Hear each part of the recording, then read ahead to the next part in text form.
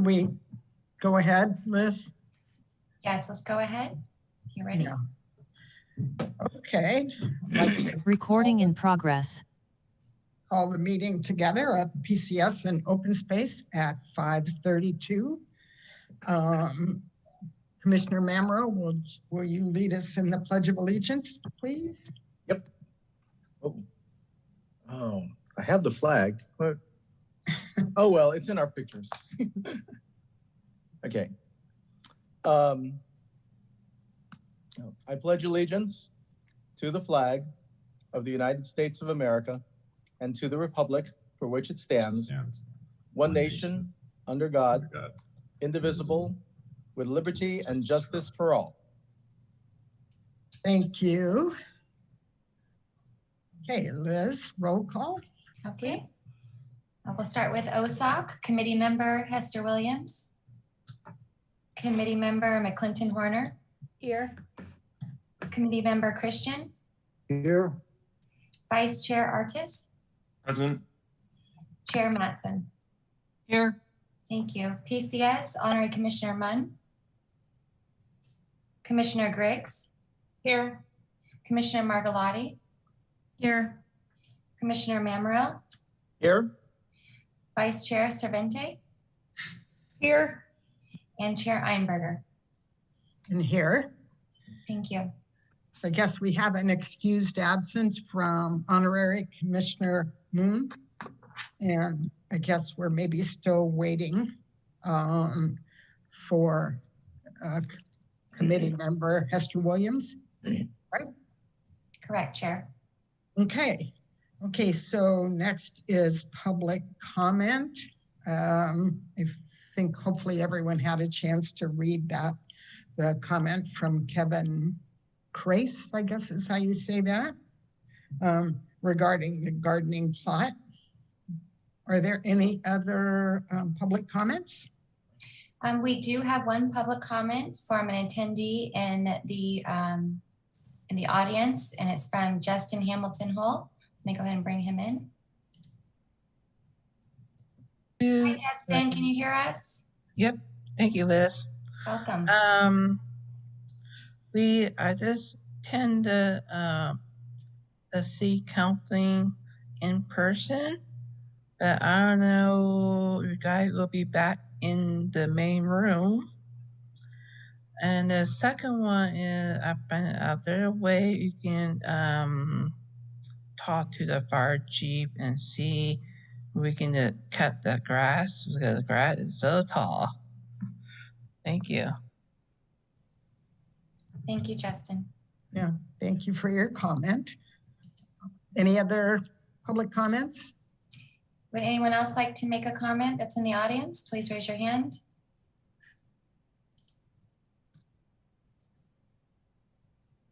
It looks like all that we have at this time, Chair. Okay, thank you. Are there any changes to the agenda for this evening? Anyone have any changes? Okay, so under the consent calendar, the minutes of March 2nd, our meeting last month, I would appreciate it, Manager Holly, if you could give a quick summation of your thoughts, proposals for changes for both groups. That wasn't in the minutes, and I think it would be good if you just give a quick overview. Sure, Chair.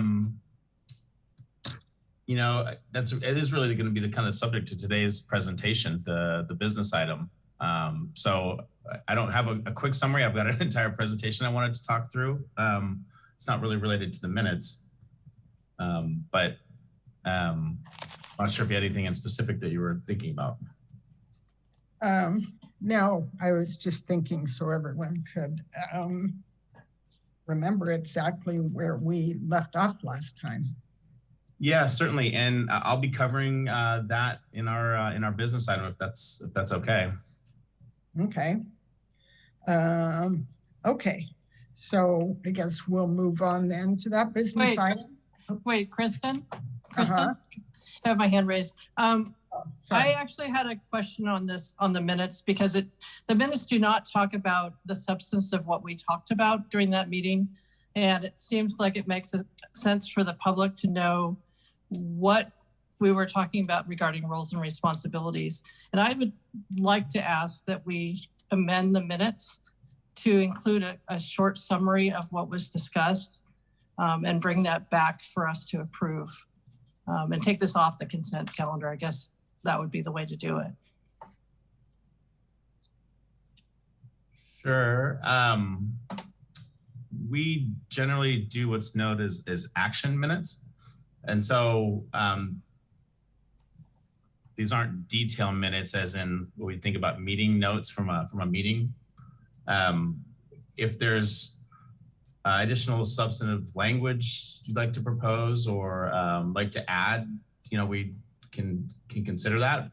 Like I said, we generally provide action minutes, so they're meant to be a summary of the action or what took place, specifically what the meeting minutes say under business item 1 from our last meeting was, and I quote, City Manager Holly led a discussion with the Parks and Community Services Commission, Open Space Advisory Commission regarding the roles and responsibilities of each group.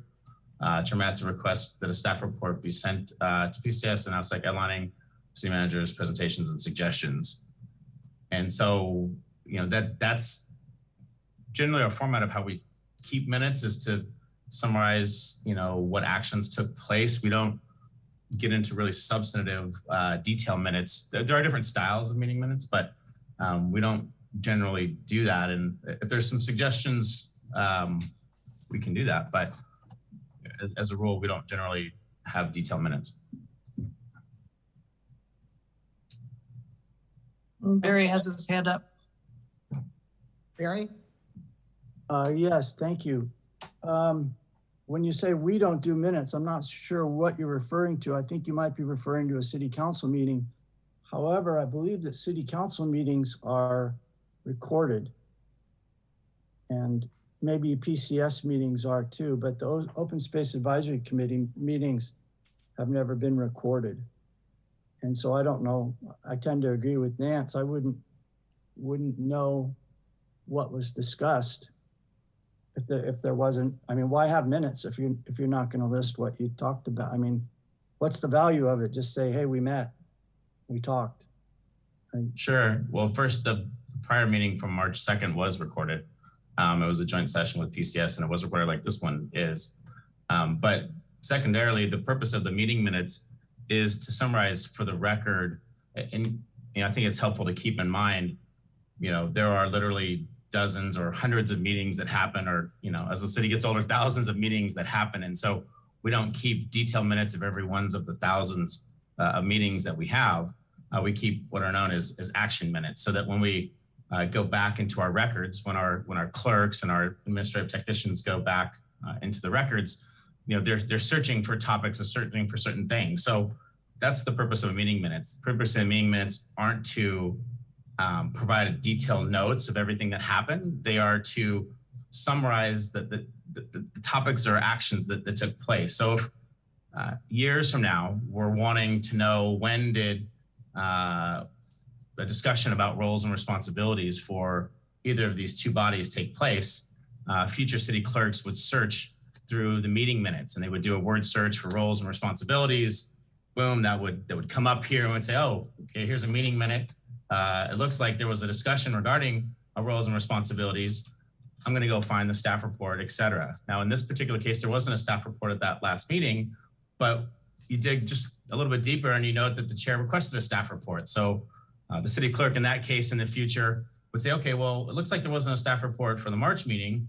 Maybe there was another meeting. Lo and behold, March 6th, it looks like there was another meeting, and now I'm looking for the staff report for the March 6th meeting. And then they would pull open the staff report that's several pages long, and that's how they would have an understanding about what the conversation was. So the purpose of the meeting minutes is really for the benefit of the clerk or for the public when they're inquiring for public records. That's where they first start looking. So it's kind of like an index card, maybe is another way to think about it. You go searching through the library looking for an index card, you're not going to find the whole book, but you will find the index cards with key topics and key actions. If there's suggested language, we can. I'm just saying we don't normally do that. And I don't have a sense of what you would want added beyond what already says. Well, I guess, okay, sorry. I think just a few details really summing up what we talked about last time is what I was hoping for, and kind of your idea for each group. I think for one, I know for PCS, I came away thinking I wasn't really quite sure what your proposal was. So.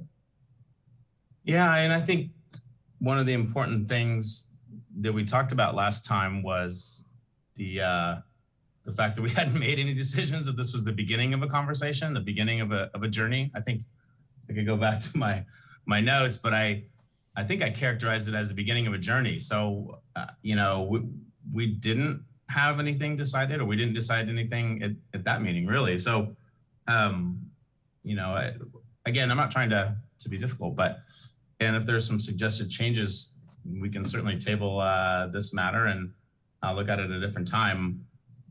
It's not clear to me what language you would like added that would be consistent with our practice of having action minutes that would, you think, provide utility in the future for future clerks and future public to do that.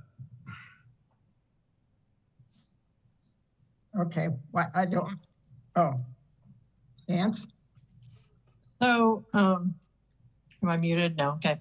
I think we've, in the history of OSAC and PCS, we've moved from more detailed minutes to more action minutes. And so I think some of us have been on for a while are more used to having you know, a quick statement of what was discussed. So I think that's what we're asking for. And it sounds like we may be behind the 8 ball here because we've moved to action minutes and, you know, we're not as used to them. So I don't know. Chair Madsen, I'll speak to that. So there has been a shift. You're absolutely correct. We've moved as a whole, as a city, our meeting bodies to action minutes. And that really, like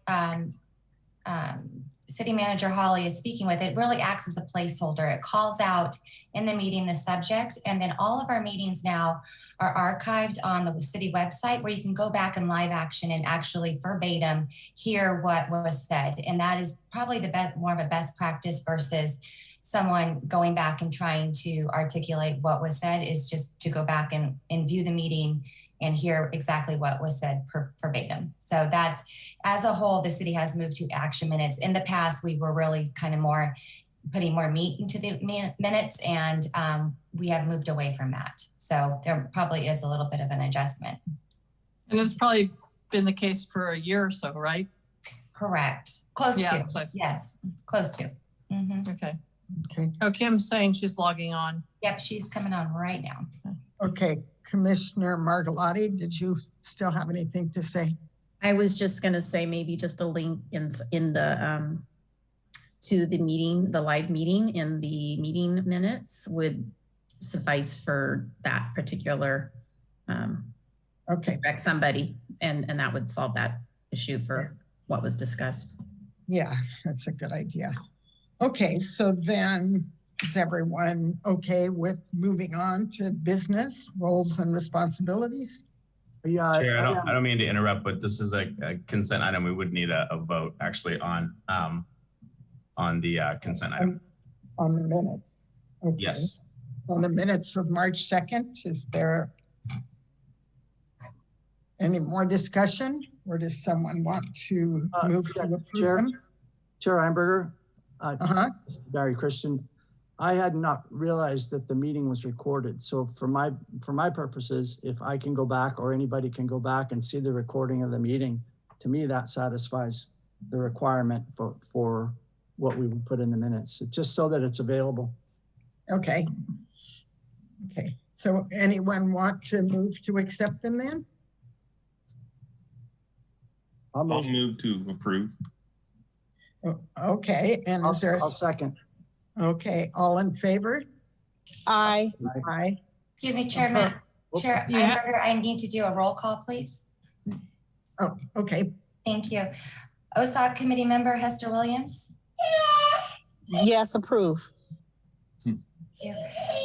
OSOC Committee Member McClinton Horner. Yes. Committee Member Christian. Yes. Vice Chair Ortiz. Yes. Chair Madsen. Yes. Thank you. Commissioner Griggs. Yes. Commissioner Margolotti. Yes. Commissioner Mamero. Yes. Vice Chair Servente. Yes. And Chair Einberger. Yes. Thank you. The motion passes. Okay, thank you. Okay, so now we can move on to business item 2, roles and responsibilities. Yes. Thank you. I get my kids sending me text messages. I apologize. Turn that off. Yes. So thank you, Chair, and Commission and committee members. I hope you had an opportunity to review the document that I prepared dated March 9th. It's in the packet, but we sent it a couple of weeks ago, and I hope you've had an opportunity to review it. And really the purpose of the business item today is to kind of walk through that document. It was meant to be kind of a bridge document from our conversation last time to this time. It was lengthy, and so I wanted to give it to you ahead of time rather than just giving it to you as a part of the agenda packet. And kind of represents that continuum of where we began the conversation last time, the path that we're on. And one of the things that we're doing today is to make sure we're all starting from that same place of understanding, and that was really the main purposes of this document. Like I said in my email to you all, I do apologize for the way that the last meeting went. The depth of the conversation I know caught all of you off guard, and I apologize for a lot of you the reaction. I know a lot of you were surprised or taken aback, I guess, by the conversation. So I am sorry for that, and I wanted to use this document as a bridge, really, from that meeting to really provide that base of understanding that we can continue on with. And so, what we did was even to go back and do some additional research. And I actually, at the time of our last meeting, had not even realized that there was a 2003 PCS guidelines document. It would have been helpful, I guess, if I had known that, because I might have had a little bit of a different perspective at our last meeting. In a lot of the thoughts last time, in my mind, were having to create a document like that. And it turns out one already exists, which is good, because what we're talking about isn't reinventing the wheel. It is really some small changes, I think, to it. But really a lot of what was in that document already was what I was talking about, not knowing there already was a document that said what I was talking about. So, regardless, I think that document has a lot of good points to it. And what I prepared in my March 9th communication was really an attempt to take a few steps back and elevate ourselves to understand why there would be such a document, that 2003 document, what the purposes kind of that document are, and the general ideas around roles and responsibilities. So what I'm going to do, my approach tonight, is to kind of go through this document to kind of just summarize some of the high points in each of these pages. I'm not going to read the whole thing, but like I said, I hope all of you had a chance to read it and digest it. But I'm going to kind of summarize each of these pieces. And then once we get done with that, I wanted to have an opportunity for all of you to ask me questions or ask each other questions. And the goal is to really be on that same baseline of understanding. Ultimately, I do see us going to the City Council in one form or another with some recommendations. The path that we go there to the council, and whether it's jointly or we're doing it in two separate groups, still hasn't been decided, and I would like your input on that. And we don't have a time frame yet, although the council is aware of the conversation and is interested in the conversation. So, whether we're able to get to them in May or June, not sure yet. We're still looking at our different council agendas, but From the council's perspective, this isn't something they want to linger on through the summer. They are interested in being engaged on this issue sooner rather than later. So we haven't picked a date yet, but one of the things I would like to talk with you all are about some next steps, whether we're doing them jointly or in separate pathways, and some timing around some of those next steps. But first, I want to make sure we're kind of starting from the same sort of baseline. Ali and I did meet with both Chair Einberger and Chair Mattson. I guess it was about 2 weeks ago now. And I appreciate all of you adjusting your schedules to be here in this joint meeting and a little bit earlier in the evening. And I appreciate Nance doing this from the Eastern time zone as well and accommodating that. Thank you guys for meeting earlier. I appreciate it. Yeah, so we can get them before midnight on Nance's time. So thank you.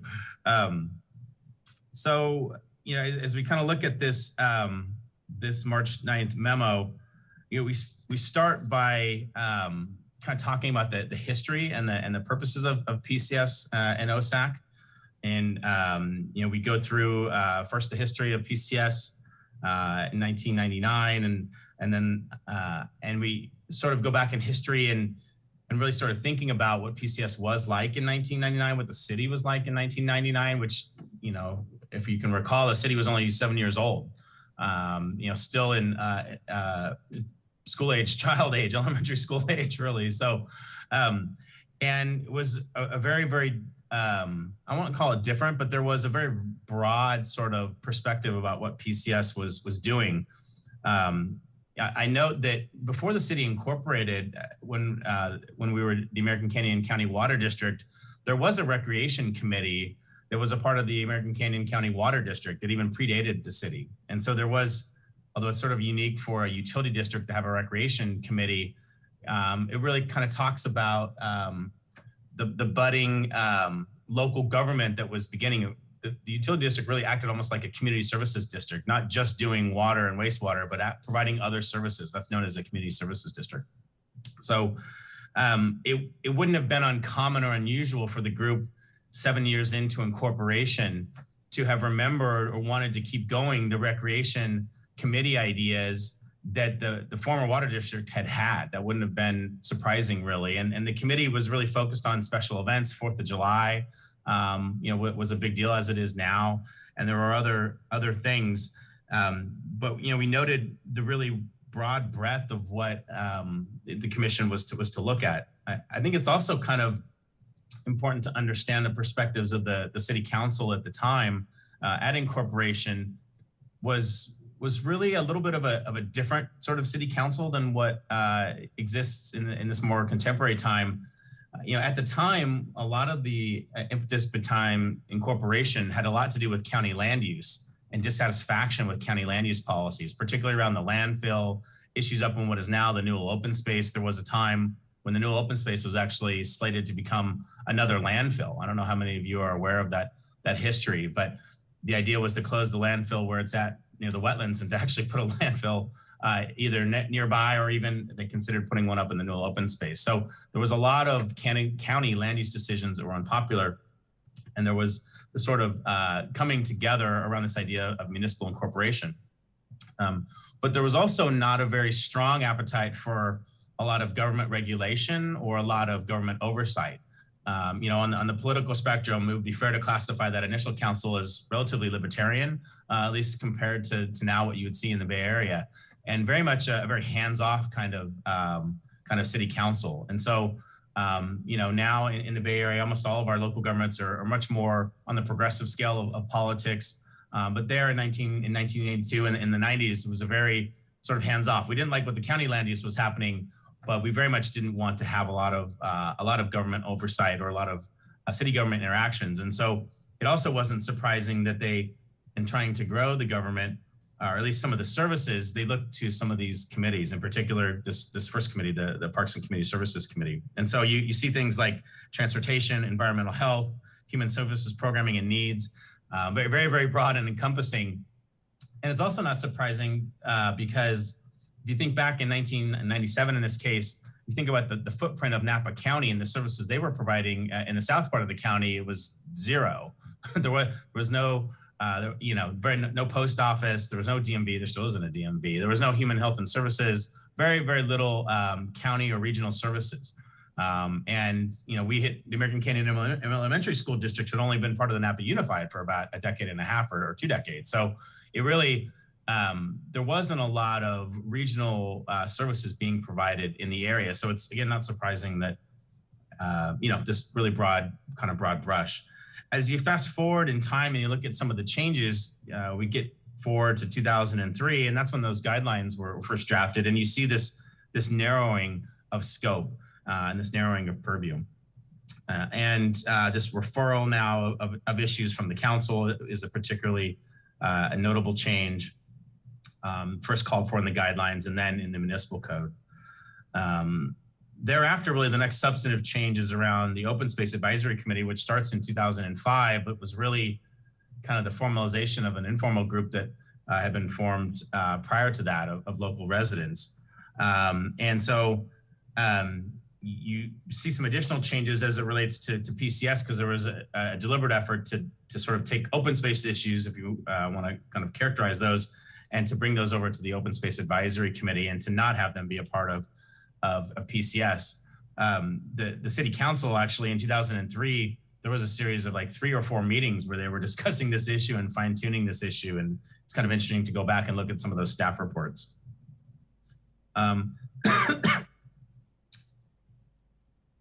As you sort of, think about how those advisory committees have formed and kind of grew and became part of the city, it's also, helpful to make sure we have a common understanding about the form of government that we have in American Canyon. I know many of you have participated in our Citizens Academy, but not all of you.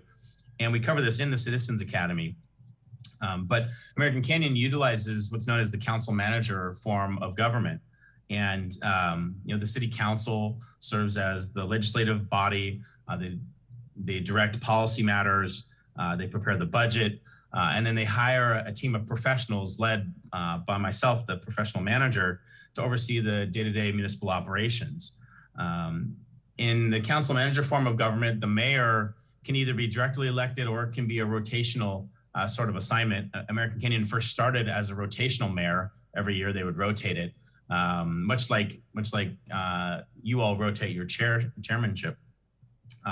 Later in the mid-2000s, American Canyon moved to a directly elected mayor office, and that's what we have today. But even in a directly elected mayor office, it is largely a ceremonial role. The mayor has the same number of votes. They don't have veto authority. They don't have any executive team or executive authority to act. They can sign documents just like I can sign documents. They do preside over ceremonies and things like that. And they do act as the city's spokesperson. But when they're acting as the city's spokesperson, they're not speaking their views. They're speaking the views that the city council has agreed upon. And they happen to be the voice of the council. I think it's important to note also that the manager and the council, work together to work on goals and strategies. And on page 4 of the staff report, we kind of have this hierarchy of what are we doing and why are we doing it. And it's kind of a colorful hierarchy. And really the community is the body that is involved in setting the vision and the mission and the values of the community. And then from there, it's the city council that's elected to identify goals and strategies. And they engage professional staff to help develop strategies, identify key initiatives in support of those and the day-to-day tasks. And you can kind of see from this pyramid, how all those things lay out. We went through an extensive goal setting process in 2012 and have been updating it since then. But a lot of these, and that was the first time that American Canyon had gone through any kind of a visioning process. But at the top of that colorful page on page 4, that vision, mission, and values was really, although the council technically adopted those, that was really based on a very large amount, a very broad amount of community engagement, different groups, public meetings, et cetera, and really landing on that. The goals were also developed during that process and have been refined by the council ever since. The as we get into page 5, we really started diving into the roles and responsibilities. Yeah, it's important to note, I think, a little bit about what the professional city manager's role is. And, it's not an elected position. I serve, managers serve, my profession serves at the pleasure of the elected council, and they have the right to dismiss or replace me, at will. The process is kind of like hiring and the office is kind of like a CEO of a corporation. They use either recruiters or different associations to try and find a professional manager. And then after interviewing qualified candidates, a vote is taken, and then a contract is negotiated. The city manager is responsible for drafting and proposing a city budget. I'm responsible for appointing and removing department heads and directing the work of all staff, implementing and enforcing city policies and regulations, and identifying and implementing the key initiatives and tasks in support of council's goals and strategies. One of the interesting things as we get into the day-to-day initiatives or the day-to-day tasks that we have, there's different kinds of tasks. Sometimes the tasks are operational in nature, remember to lock the front door, kind of operational in nature. Other times a task is update the general plan, and the general plan itself is a policy document. So the task of writing the words, the task of researching information is an operational task, but it's going to result in a policy document. So we call that a policy-making task as opposed to an operational task, like make sure the doors are locked. So it's kind of important, particularly for these bodies, to understand the differences between those day-to-day tasks, because we'll talk about that a little bit later. Like I mentioned before, the city council is elected. They're responsible for appointing the mayor, legislation, and ordinances. They approve the city budget. And really, their job is to listen to the community, to make sure they understand the community's vision, mission, and values. And then they adopt those tenets and then the goals and strategies in support of that. They're responsible for evaluating the manager's performance in implementation of those initiatives and tasks, but they generally aren't involved in the key initiatives or tasks. Essentially they've delegated that to me. Like I noted, the mayor, really a ceremonial role, but they do represent the city on national and state matters, but they don't carry any more weight in their votes. They don't play much of a role in agenda setting or requesting future agenda items or anything like that. That's all done at the council level. The way that the council requests items be considered at their agendas is at the end of each of our council meetings, we have a special place where a council member can propose a future agenda item, and then with a majority of the council supporting that, they will actually take a vote. And we memorialize that in our action minutes to say, council member X asked for a future agenda item Y, majority roll call vote, and that's the action minutes. Just real quickly, the reason the council manager form of government is so favored across the United States for jurisdictions of our size is because it really takes the politics out of the administration of policy matters, and hiring a professional rather than a politician who's getting elected and their staff every 2 to 4 years is really meant to professionalize the whole organization. You'll see in much bigger cities, Sacramento, Los Angeles, Oakland, for example, they have what's known as a strong mayor form of government, meaning their mayor gets elected, they come with their own executive team, and they bring in their own staff, and they hire people, fire people, and they're bringing their own agenda and their own implementers of their own agenda. You don't hardly ever see the strong mayor type of government in a small city like American Canyon.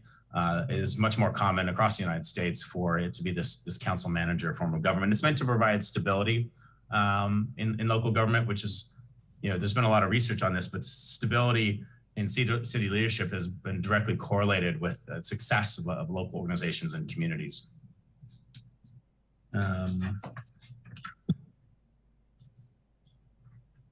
We talk a little bit about, on page 6, we're talking about citizens advisory committees.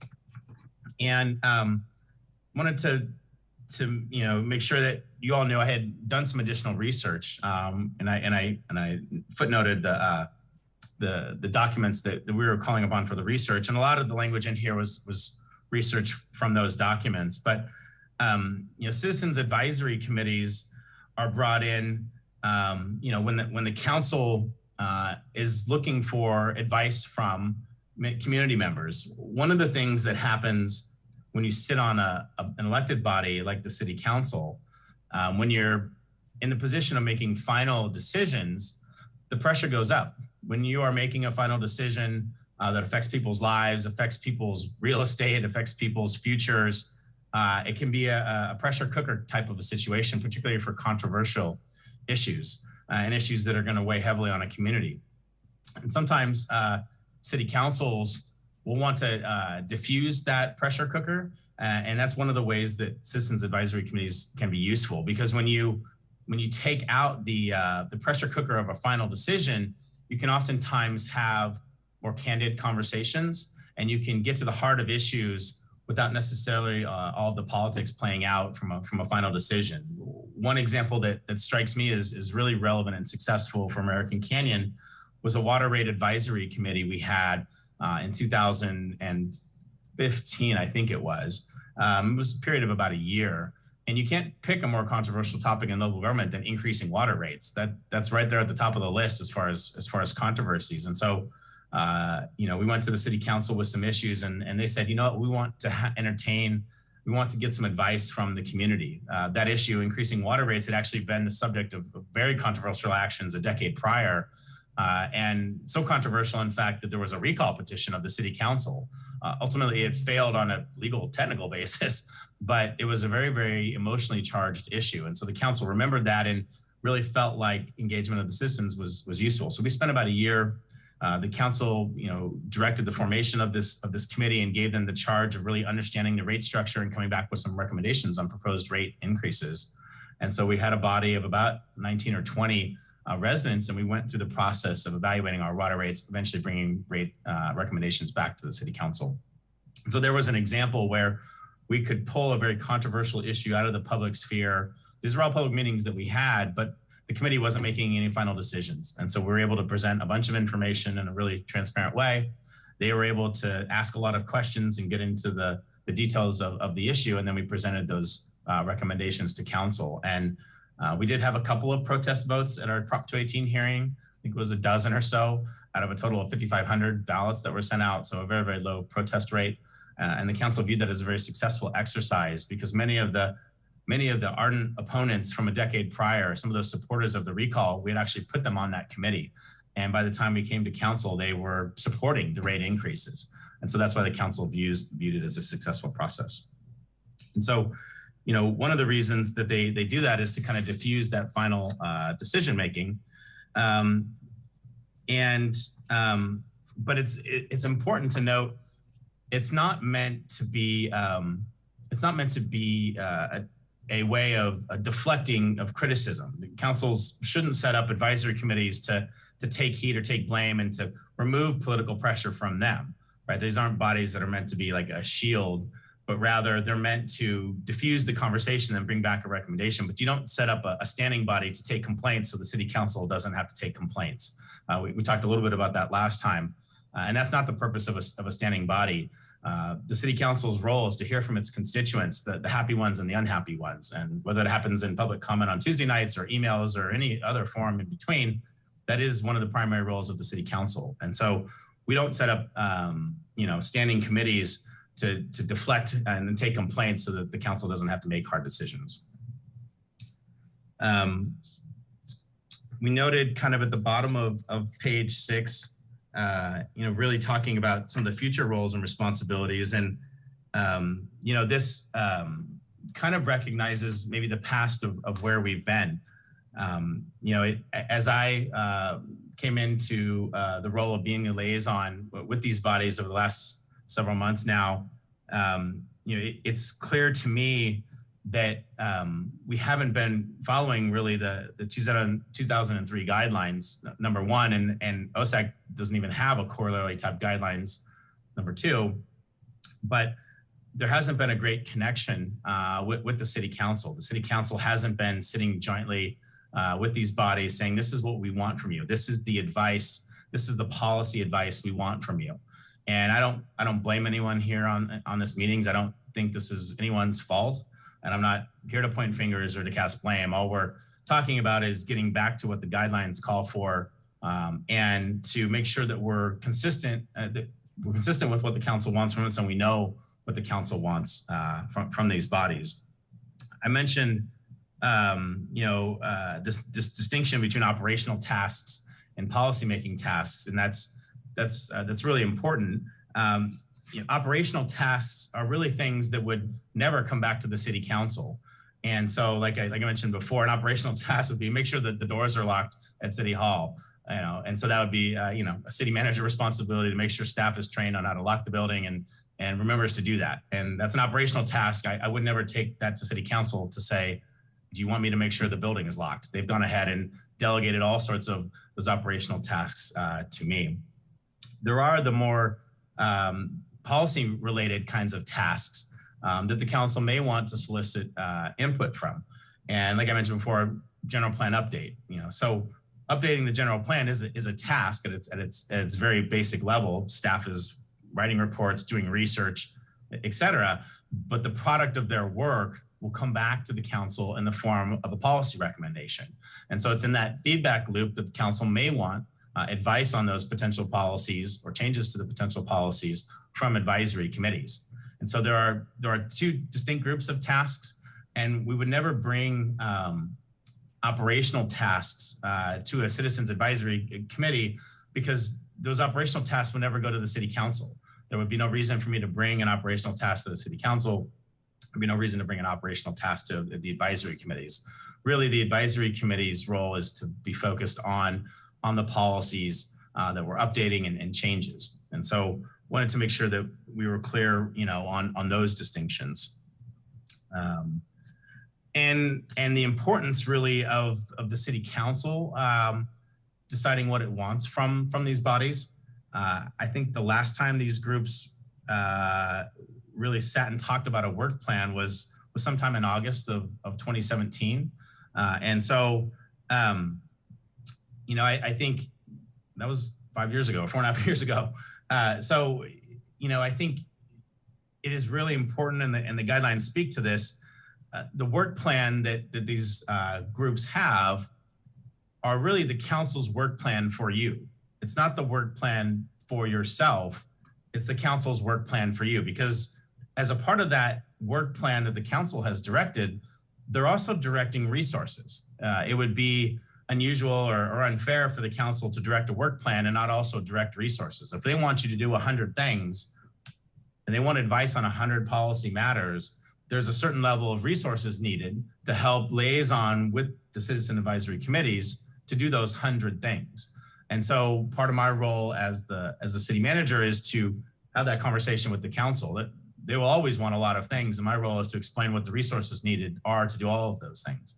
And so that annual check-in, that annual engagement with the council is where they define what policy advice they want on, and they commit to providing the resources to it. Sometimes it might be consultants, sometimes it might be staff time, but they commit to say, yes, we're going to provide staff to that committee. We're going to provide consultant resources for XYZ for that piece of advice that we want. And that's where they commit to you, because they're asking you to spend your time reviewing these and providing your input on these things. And it would be a big waste of time for you to sit and not have the resources you need to do what they've asked of you. And so it's an important thing that I know we haven't had a recent practice of, but something we need to hardwire into our process prospectively. In our last meeting, there was a request to kind of identify what some of those staffing resources were for the two bodies. And so we attempted to do that on pages 8 and 9 of the two tables. These were, I'll call them rough estimates based on hourly costs and the different positions that are allocated to it. In rough terms, 10 meetings a year. PCS ends up being about $30,000. and OSAC ends up being about $20,000. This doesn't, include, any kind of work product that's kind of built into other equations. So, for example, if we're working on, some sort of policymaking task, updating XYZ master plan, for example, the activity to work on that master plan is, and that resource needed is budgeted elsewhere. That's a sunk cost elsewhere because we would be doing it anyway. The consultation, with these bodies, aside from the meeting time, is already built into that equation of the staff time. So I didn't factor in those other costs. These were just kind of round estimates. It was just meant to provide some of that information. We, like I mentioned before, it really is up to City Council at a minimum to decide what they want the work plans to be, and also to decide, what the future of these bodies are. Do we want to have 2 bodies going forward? Do we want to have 1 body going forward? What is the purview of issues of those 1 or more bodies that they want discussed? And that needs to be done on an annual basis in a very specific way. And so then at the end of the year, the bodies can report back and say, last year we did X, Y, Z, and then next year we want to do, A, B, C in a very methodical way. Lastly, as I talked about on page 9, and I apologize if I've given this impression, the idea of an entity known as Friends of the American Canyon Open Space is on a parallel and really separate track from anything related to the future of the Open Space Advisory Committee. They aren't related. We're not in any manner proposing to dissolve OSAC, put all 5 members of OSAC on the board of this other nonprofit, and to have some sort of transition to some other entity. That's not what we're proposing. There may or may not be an OSAC. That's completely related to the council's desire for policy advice on issues. Whether or not there's a Friends of the American Canyon Open Space is a completely different conversation. The topics are similar, and we were talking about it at the same time. So I apologize for giving the impression that one would substitute towards the other. But we're talking about the Friends of the American Canyon Open Space because of the Jaeger Open Space property, and that's the map that I show on page 10.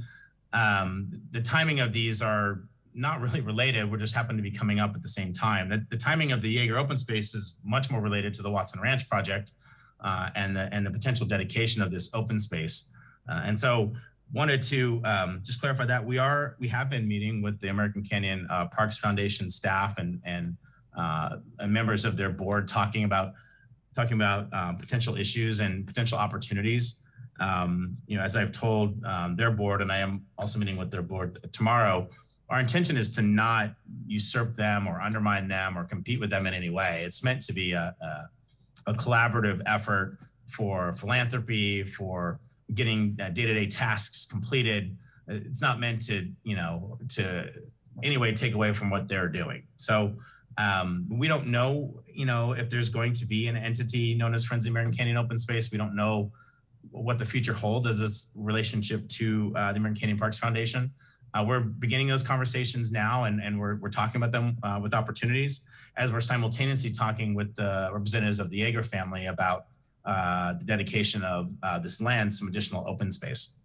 So, those are going to be proceeding on kind of parallel tracks, but I didn't want anyone to have the impression that we were substituting one and moving everybody over to the other thing.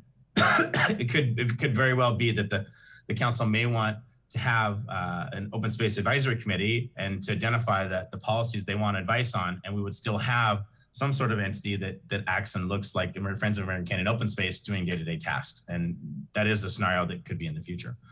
So just wanted to hopefully provide that clarity. We included a number of attachments, kind of the history of, the attachments kind of came from the documents we've been researching. Also, some of the more recent work plans that have been proposed, by these bodies as the attachments. And I think I'm just going back to my notes. I think that is it. But I wanted to first get into some questions or comments that you all had, and hopefully we can all find ourselves at the same place of understanding.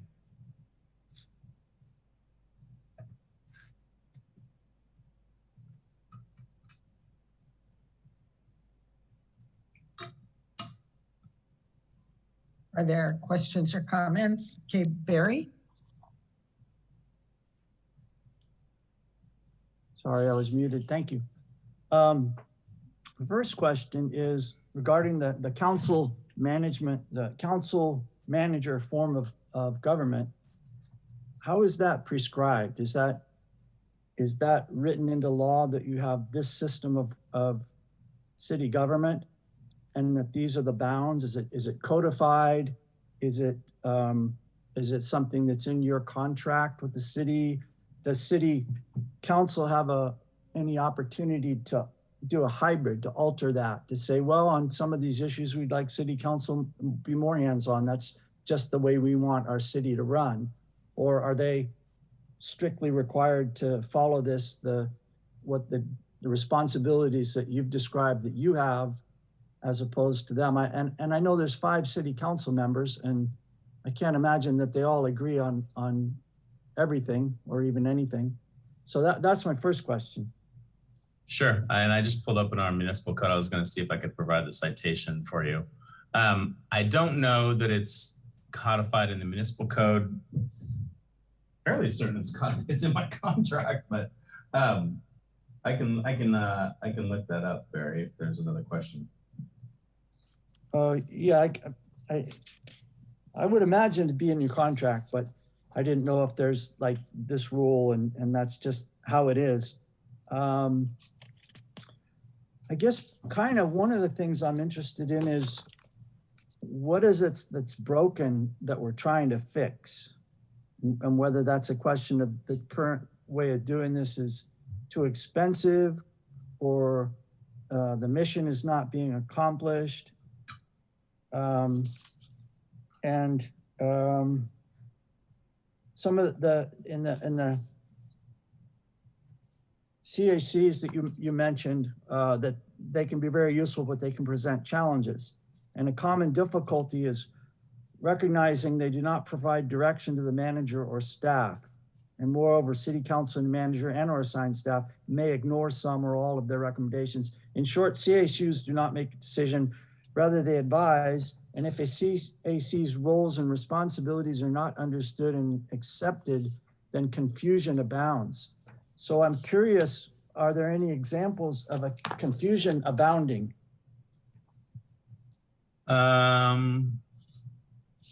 Sure, yeah, let me get to the first piece, and then I'll get to your second question. I'll start with saying that I don't know that I would characterize it. The only thing I would characterize as, I wouldn't call it broken, I would call it missing. Broken seems to be something that's there that's broken, and I would call it more as missing. What's missing is the feedback loop with the council. The 2003 guidelines, at least the PCS guidelines, require a work plan to be submitted to the city council for review each year. And that hasn't happened. And the purpose of that review of that work plan is, like I said before, that commitment from the council, that the council is saying, here is this work plan for you, this group of citizens that we've appointed to be on this committee. Here's the work plan we want you to tackle. In some ways, it's kind of like cost-effective labor. They could go out and hire 5 management analysts to be employees to do work, but instead they're wanting to bring in a citizens group to do it. And so it's their commitment to you to say, I want you to work on these things, and I'm committing some city resources to help you do that. What's missing is that feedback loop. We haven't had that. Neither of these bodies have sat with the city council and said, this is the work plan. And it doesn't have to be all top-down driven. It doesn't have to be, we show up empty-handed and they hand out a to-do list. It is, intended to be an iterative process and a collaborative process. So, I don't mean to give the impression we'd show up and say, okay, tell me what to do. It can work where, you show up with a draft plan, a recommended draft plan where we say, we're here's the things that we're aware of. Here's a good list of policies we think the council would like advice on. We'd like you to confirm that. Is there anything else? We'd like to have a certain amount of resources. Here's what the manager has said that the cost of those resources are. Are you willing to put that into the budget and to kind of have that iterative and collaborative process? But that's what's been missing, Barry. On that, then, and city council maybe hasn't been asking that or didn't want it. I don't know, but that would be their prerogative if they wanted that feedback loop, right? I mean, if they don't want it. I know we've tried to do a general plan at sometimes. I was on a general plan committee and we sat for a couple of years and then they said, oh, we're not going to do it right now. So they can make that decision, right? Whether they want that feedback loop or not. Correct. Yeah, I mean, they made the decision in 2003 to adopt guidelines that provided that feedback loop. They are the ones, the three of them could decide they don't want to have those guidelines anymore. They don't want to have a feedback loop. They don't want either of these two bodies. So yeah, it is 100% their decision. Okay, didn't mean to interrupt, but that was part of that question. Sure, yeah. I can think of a committee. You mentioned one where confusion abounds, and I can think of one in a former city that I worked up in Napa. They at one time had a traffic advisory committee, and it was a mishmash of folks, and partially the reason that there was a ton of confusion is because they had a mix of citizen appointees and elected appointees, and public safety staff, and so. The confusion abounded in that because there was not clear roles and responsibilities. There was all sorts of conflict of interest as well. And there was a ton of confusion, and it got very politically charged, very emotionally charged. And, ultimately I was part of, part of the staff that was recommending the disbanding of that committee because of how it was operating and the confusion that was a part of that group. So, you could imagine a committee that has 2 council members, 2 planning commissions, your fire chief, your public works director, your police chief, deciding on traffic issues for development projects, and also deciding on, citizen traffic issues in the community. One of the other parts of, the council manager form of government is this notion of an appeals process, right? I make dozens of decisions a day, and staff does too. And citizens have the right to appeal those decisions. Generally, appeals come to me, and if they're unhappy with my decision, there's an administrative process to the city council. And so you can envision in a committee that's already staffed with council members and planning commissions where people are unhappy that every street in town is not becoming an all-way stop because they think that's going to improve safety, and they're already sitting in front of council members, and then they're going to appeal to those same council members. It doesn't take long to see how that structure wouldn't work. So. I can imagine all kinds of confusion abounding, but I guess my question was just towards in American Canyon, are we having confusion abounding? And I hadn't been aware of any. So as part of this whole process, and this idea of what's missing, mine was what's broken, but what's missing, it's like, why are we going there? And so I was thinking, I didn't know of any locally. And then, the other part, it said assigned staff must articulate those limitations. And that was the limitations of the common difficulties, I guess, with direction to management and staff. And that staff must articulate those limitations in a manner that will not create misunderstandings or even worse, confrontations with the city manager, city council. And I don't know, that almost sounds like an employee type thing. I don't know, but I wasn't aware of any problems, confrontations with the city manager or city council that had been occurring, as if that were maybe part of the impetus for all of this. Yeah, I'm not going to get into any kind of personnel issues that may have been going on or occurred in the past or currently. But what I can say broadly is that it's not uncommon, and I have copies of these research materials. If any of you are interested in them, they cited a number of cases. It's not uncommon for staff to be assigned to committees and to have so much interaction with the committees that there starts to be a really familiar relationship, and there starts to be this perspective that the committee is now providing direction to staff and telling staff to agendize this, work on that, do this, do that.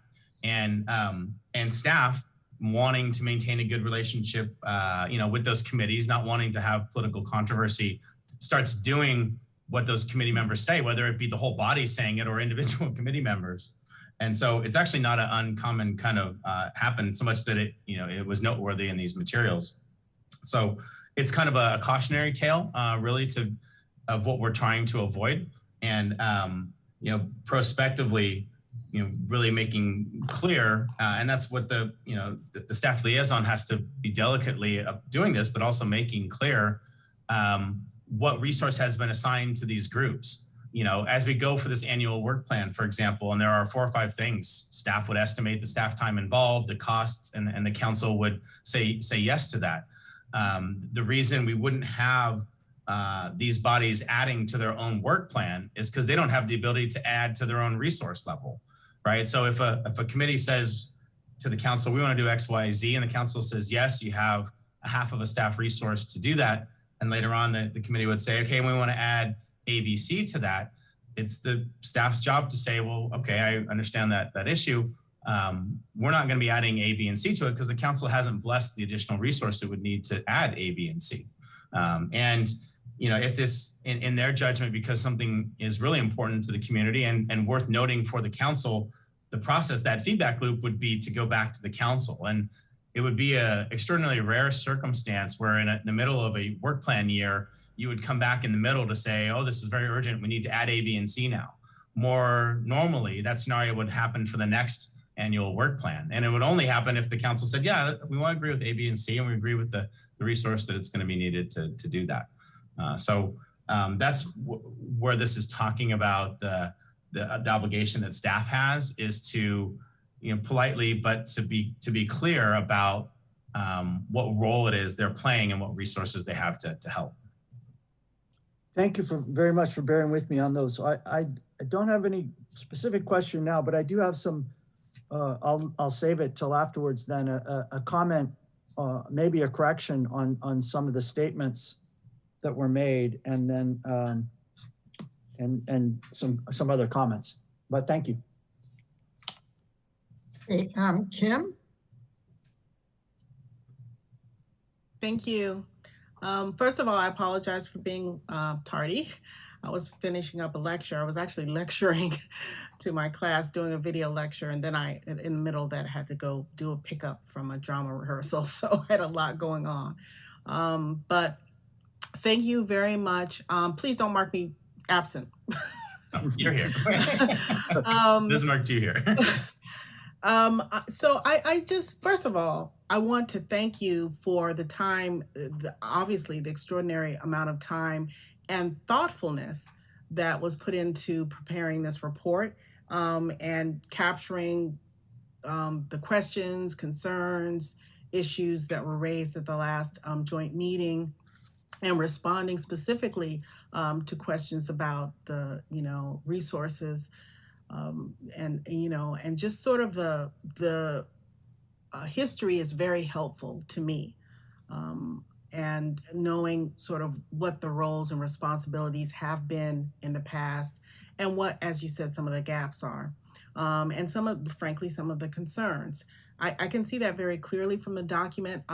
I have a couple of clarifying questions, just things that although you've gone over this and you've provided it in the document, I'm still not clear. And so I'm just wondering if you can speak to this issue of, and I'm on page 9.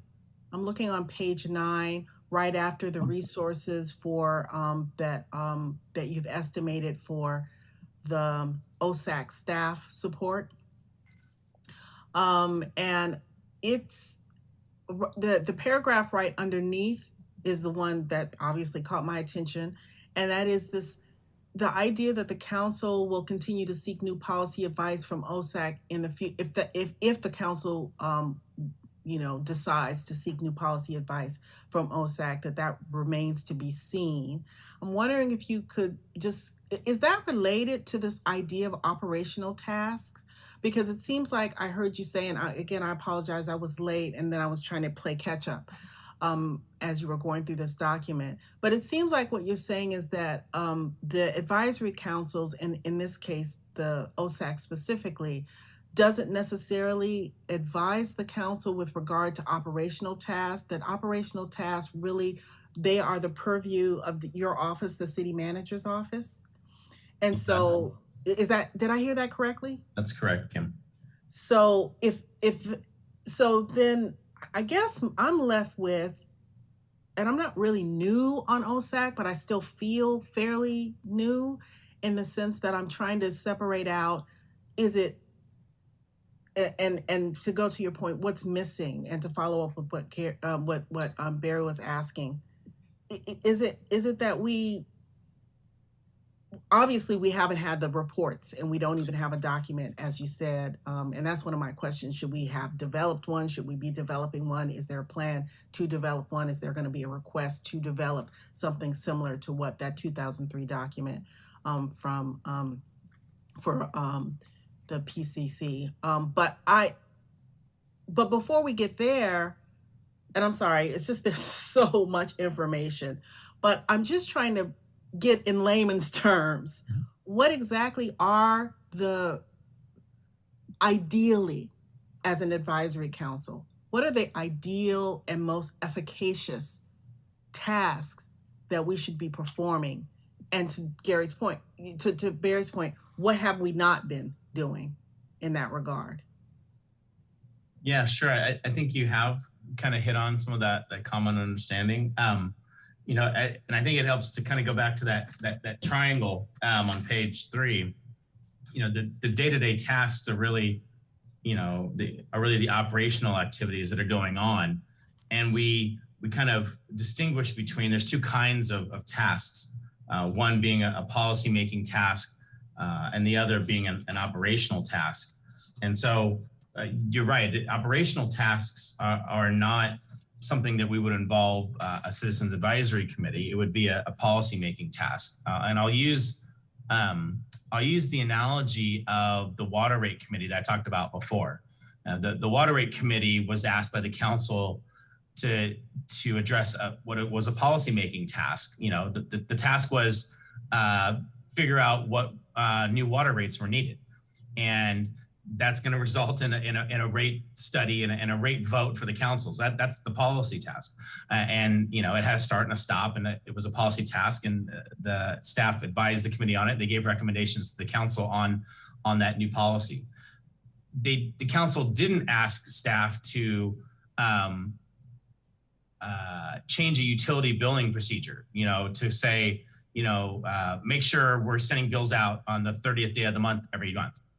They didn't ask the council, because there's not a policy in that task. That is a task that I say, okay, the council, the direction from the council to me is have good fiscal management, and I know as the professional that means our bills go out on time, and then we track our AR and AP, and that means because since the bills go on the 30th, none of those things I just talked about would ever even go back to the city council, except in like a really, really broad form. And so, you know, the council didn't say, you know, go make sure, have the committee go make sure that we're getting our bills out on the 30th day. They said, go focus on this policy. It happened that the work doing that new policy is a task, but it's a policy making task. And so that's kind of the distinguishing pieces. As you look at open space, you know, we're finding it hard to identify some of those policy making tasks. And that was what is meant by that paragraph that you identified. And so, you know, we knew, you know, the Knoll grazing plan, for example, updates to that, you know, that in of itself is a policy document. So the work to update it, you know, would be a policy making task. But, you know, beyond that, there's, you know, we're not aware of a big laundry list of policy documents related to open space that we think the council would want input on. And so that is why what we're trying to say in that paragraph. So is it, if there were, then there would be, we would be informed about that, and we would probably be working on it, or we may identify that ourselves, or is it not appropriate for OSAC to be identifying? No, I think like I said, it is meant to be a collaborative thing. And so, you know, if it is just my own ignorance, if it's staff's own ignorance about the potential policy documents that related to open space that are needing to be reviewed or updated, and you know, the council wanting to engage in that, we just, as we've looked at it, we say, well, I can think of one, but there's not a laundry list. As it relates to PCS, we've identified a couple more, and so it's a little more, I think, self-evident of what we would take to the council as a draft work plan. But on the open space side, it's not that self-evident. But we do, you know, part of one of our next steps will be to go through that process, because, you know, we don't want to show up empty-handed. That you look kind of silly when you do that. We do want to show up and have an iterative process. But, you know, being honest and being transparent, it's not that self-evident on the open space side. So, and it's not clear to me whether, you know, the council will want to go back to the pre-OSAC era where open space issues were a part of the purview of PCS or not. Regardless of whether there's a long list or a short list of policies they may want input on, they could still decide whether they want to have it be two bodies or one body providing that input. It's just, it wasn't that self-evident on the open space side, Kim, and so that's why it's just not that obvious to us. Thank you. I have more, I'm like, you know, I feel like Barry, I have more comments and things to say, but I don't want to take too much more space. And I'll listen and try to understand as much as I can, but that's very helpful. So thank you. Hey, Nance? Sure. So as I'm listening to this, I think really what you're describing, Jason, is I think that open space and PCS have been working more kind of in a closed loop situation between committee, commission, and staff versus looping back to city council. And we have done work plans almost every year, but those haven't gone to city council, and they haven't gone to city council in a way of, okay, do you think this is what we should be working on? So I get that. I do see a number of policy areas for open space, and I'll talk about that later. But I really see three things, kind of steps to go through here. One is both committee and commission, our mission statements are very much outdated. And we've been working from the original mission statements.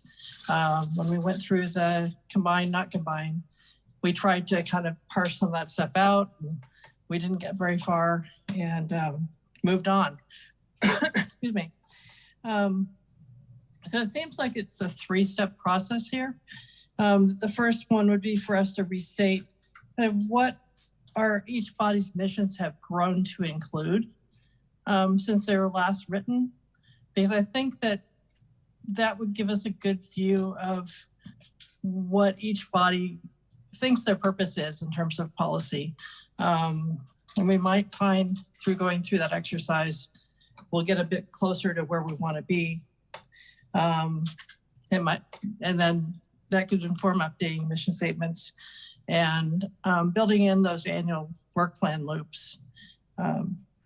So I don't know if you want me to go into kind of the policy areas that I think open space still has on our list. Would that be helpful right now, or do you want to do that later? It's up to you. Sure, I'm all ears. Okay, so what I believe we have on our list is the Newell Management Plan has needed to be updated for many years. And it was on the list to be updated with the general plan. Open space is also involved with the general plan update. So that's also a policy area. Some of us serve on various technical advisory groups for grant funding. I think that's pretty critical for open space to be part of. I didn't catch that last part. I'm sorry, Nance, I didn't. Oh, technical advisory committees for grant funding. You've got the major AA grant. You've got Barry and Scott on that. Those fall in the policy area. The Newell Grazing Plan you brought up, thank you for that. For the Bike Advisory Committee, so whenever any bike policies come up. And most importantly, this new potential open space. We've been very involved in the past as we've been trying to open up open space. How are we going to do it? What are the trail regulations going to be? How's the use going to be? Those are all policy things. So I think we still have a list of things that City Council might want to look at in terms of having an open space advisory committee involved with. I think that's it for me. Thank you. Are there any more comments? For Manager Holly, any more? Tara? Karina had her hand up. Had her hand up. Karina had her hand up, actually. Oh, yeah, what Tara and Karina do? Yeah, good. Thank you, chairs. Thank you, Director Holly, for the full report. It was really long and full of insights, so I appreciate it. However, as a commission and a commissioner, we have requested to meet with City Council many times to go over what our roles are and to get some sense of what the council wants us to do. In fact, we had a scheduled meeting to talk about that last year, but then staff, director, or maybe you, I don't know who, decided to do a presentation by one of our local organizations instead. So the fact that we've been asking for it and it hasn't happened, but you brought it up, it's just, I wanted to have it out there and be clear about that we have asked for that many, many times and it hasn't happened. So also I read the report, I read the 46 pages that you sent, but still I'm not sure what you want. Do you want to get rid of PCS? Do you want to get rid of OSAC? I'm not sure. I just want some in a sentence, some clearness for it instead of having a big presentation. So I would just appreciate a short yes or no. Thank you. Yeah, it's not what I want, but I'll tell you, I'll say it this way. What I want is to ask the council what they want. And I realize that may feel like a bit of a non-answer, but what Jason wants rarely, if ever, matters in what happens here in the city of American Canyon. While I do make a lot of decisions throughout the day, those decisions are all based on my understanding of what the council has directed in a various policy or what have you. It has little to do, if any, for something that I may personally want. I try very hard to distinguish my personal beliefs or personality and very much try to implement what I understand a majority of the council wants. So in a summary sentence, I want to ask the council what they want. And when are we gonna know that? That's up for a discussion with this group. The way that I approach deep, important conversations with the council is to be in a thoughtful, deliberate way, kind of in a way that this report was laid out. They've all seen copies of this report. And so, I don't, like I said, the council's interested in this. This is not something I want to have languish through the summer. Realistically, we're talking about sometime in May or June. We haven't set a date or dates yet, but there wouldn't be a reason for us to languish through the summer season. So, part of what I'd like to do after everyone's had an opportunity to have their questions asked is to talk about some next steps and some of the pathways and to figure out, how we get to really that place where we're asking, the council, what do you want? And how do we ask the council what do they want? Thank you. Okay, Tara?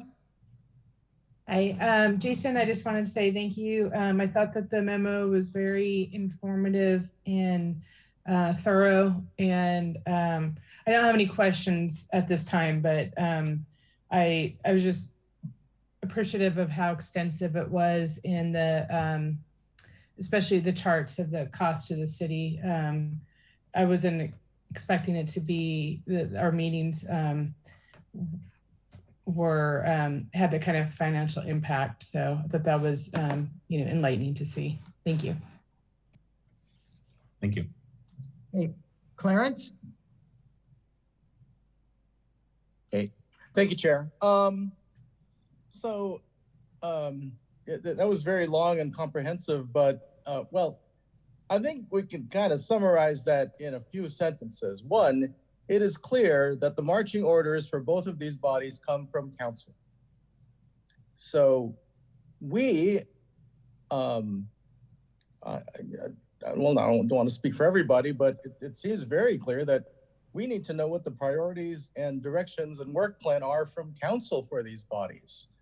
And it's already kind of built into the presentation on page 11. That the next step is special joint city council PCS OSAC meeting. So I guess the kind of direction for this meeting is, since we know all of this stuff, what, you know, is there anything else that we need to openly discuss other than the fact that we all need to meet with council? Yeah, the thing that I would suggest is to have a thoughtful approach with council and not to show up empty-handed.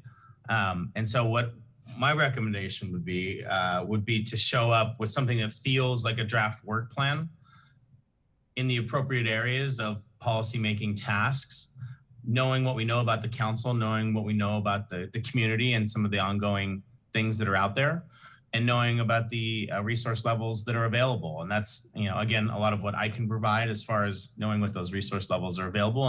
And so I don't recommend we just schedule a meeting with them and say, all right, what do you want?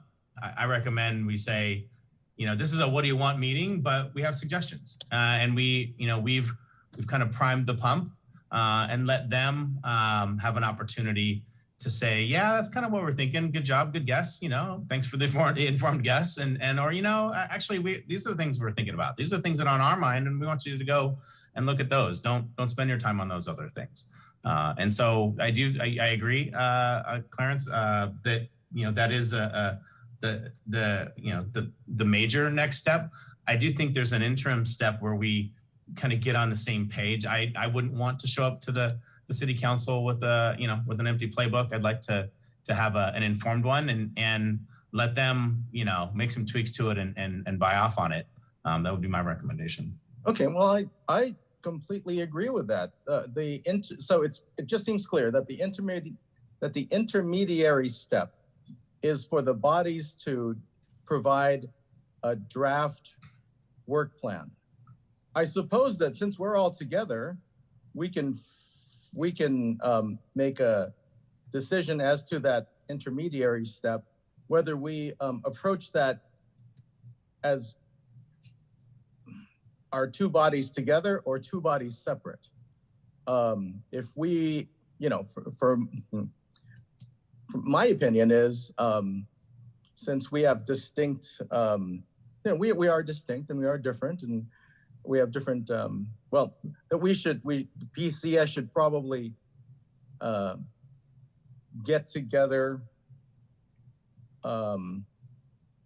separately, and OSAC should get together separately to work on that, to do that draft work plan.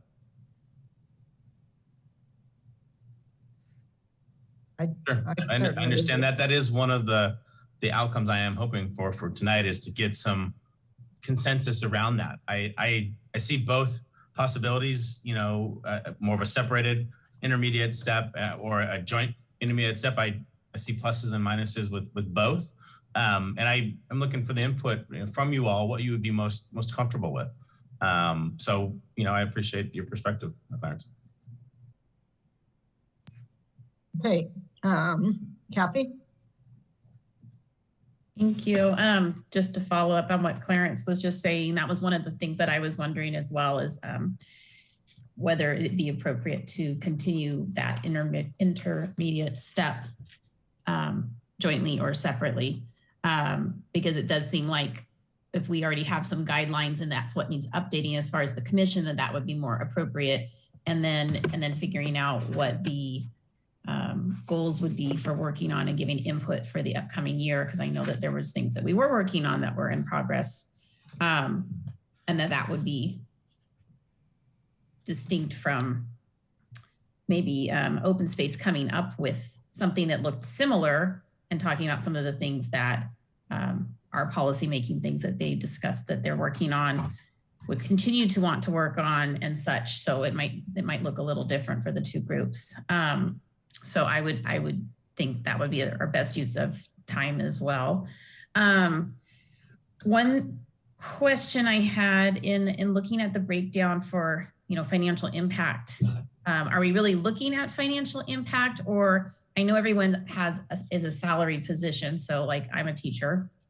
I don't say it costs me this much to grade my homework and this much to do the grades and this much to talk to parents and this much to do my lesson plans. It's all a part of the job.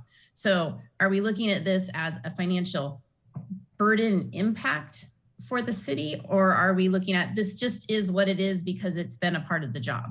So that would be just a clarifying question. And then as far as the donation from the Yeager family of the open space and any potential funds that would go along with it, that would be the, I forgot the term for it, but I know that endowment, I think. That's an endowment.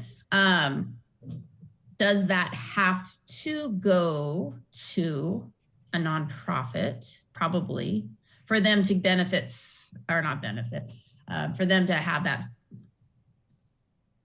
when you're donating something tax-wise and you're giving an endowment and you're giving land. So like, do they need to give it to a nonprofit versus? It's not a tax thing. Okay.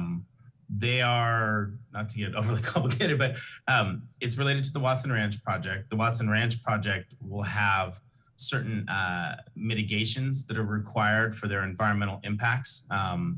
Regulatory agencies like U.S. Fish and Wildlife have identified biological impacts, for example, of the Watson Ranch project. And so to mitigate for that biological impact, one of the things they have to do is donate other land they have to an entity and preserve it from development. So the Yeager open space will now not become another future subdivision like Watson Ranch. It will forever be the Yeager open space, and they're negotiating right now with those regulatory agencies on the terms and conditions, of what can happen up there. So they're not doing it for tax purposes. They're doing it for environmental permitting purposes.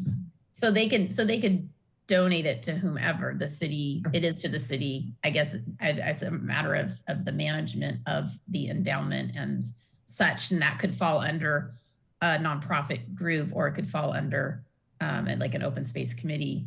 Yeah, so it gets actually really specific. So the regulatory agencies are very concerned about who the endowment holder would be. Just like it will also come with a conservation easement, very similar, in concept to the conservation easement that exists at the Newell open space. And in the case of the Newell open space, it's the Napa County Land Trust that is the easement holder, and there is no endowment. In the case of the Yeager open space, the easement holder is likely to be someone else other than Napa County Land Trust. And it has to be an entity that has certain qualifications. The regulatory agencies won't give their thumbs up unless the easement holder is a certain kind of entity that is, certified and credentialed and specialized in that exact thing. And the same thing goes to the endowment. There are specific certified entities that hold endowments. And so it can't just be any nonprofit or any community group. There are very specific prescriptive requirements from those regulatory agencies about who would qualify to be those. The simplest would be they would just give it to the city and have the easement be the city and the money to be the city. That'd be very simple. Unfortunately, the regulatory agencies would not accept that. So there will be other parties involved. And we're working through the details of that right now, which are largely dictated by those U.S. Fish and Wildlife, those sort of things. Thank you on that. And then as far as the financial impact, is it truly Yeah, so the breakdown, yes, the Park and Rec Director breakdown position, those are salaried positions. First, the chart was put together to respond to the inquiry, for this information. And so we used a common practice that we do when council asks for the same kind of thing, what's the impact? You're right, for a salaried employee, they don't get paid anymore to go to a meeting. They work 24/7, 365. There is no work day, work hour. The only days they have are holidays or sick days, or vacation days they've taken. So we took their annual salary, we turned it into an hourly rate and multiplied it by the hours. That's not a direct cost that if the Park and Rec Director wasn't at those meetings, they'd be paid to go to some other thing. And so it's a way of us showing what it is and responding to the question. The other positions, admin tech, rec coordinator, those are hourly staff. And so those are direct costs. And in fact, some of the night meetings, for example, are overtime. And so we included a higher hourly rate based on the fact that these are employees on overtime who in the past have attended these meetings. And so that's why the hourly cost is actually higher, because it reflects their overtime rate. Thank you. Yeah, I just want to reiterate what some of the others have said. That this is very comprehensive, and I appreciate this report. Certainly makes it easier for me to understand. I like Commissioners Margolotti and Mamrel. I think it would, though I can see the value of meeting together, I think at this point, given our directive, that it would make more sense to meet separately. Our suggestion certainly for policy making tasks, I think would be different than OSAC. So I would think we'd be better off to meet separately. Barry, did you? I did have another. Tara still has her hand up too, but maybe just because she didn't get rid of the icon. That was an accident. Thank you. Okay, great. Thanks. So my previous comments were in response to a request if there were any questions. And so I saved the comments. One of the things I want to say is that a couple of times in the materials you presented, it said that the goals of, well, the purpose of the Open Space Advisory Committee has largely been completed. And I think at maybe even recently, I may have said, yeah, we got public access to Newell and we got public access to the wetlands. And so in some respects I could agree, but as I thought about it a little deeper, I want to say that the original request that was made by the Friends of American Canyon Open Spaces to City Council was to grant authority to the city manager, it was Mark Joseph at the time, to negotiate with Solano Land Trust and with State Fish and Game to manage public access to these locations. So we wanted to gain public access, but we also wanted someone to manage that access. And eventually we got the public access to Newell. One of the questions the city wanted answers, well, do we need a park ranger? And our group went over on a field trip to Todd Novak, took us over to Ring Mountain, and they have a preserve that's open every day and they don't have a regular park ranger. So we said, no, we don't think you need a full-time ranger. But we didn't, I don't know if anybody on the committee envisioned that the city would just say, okay, anybody can go up there and we don't need to do anything. It doesn't cost us anything. We never need to send an employee up there. We can just completely ignore it. And I don't know if that question has ever been answered. And so this document describes that when we were created, the council sought to improve access to the Napa River, the wetlands, and Newell open space, but also to preserve and enhance open space around American Canyon. And I think that's echoed in the vision, values, and mission statement. I think item number 4 says, expand opportunities for use of outdoor recreation and an active and healthy lifestyle. And so I don't know we've ever answered the question on the management of Newell Preserve, and that I believe is a policy issue. And the trails around town, the bike trails and all of that, there's kind of a blending these days of transportation and recreation. There's more of a trend, people using scooters. The the motto of the open space district is just go outside and play. We don't care if you're going to work, if you're on your scooter and you're zooming down a trail going to work. Is that recreation? Is that transportation? I think those are kind of being blended now or merged. And so I think there's still a number of purposes then. The goal was achieved to get public access, and that was the goal of Friends of Open Space.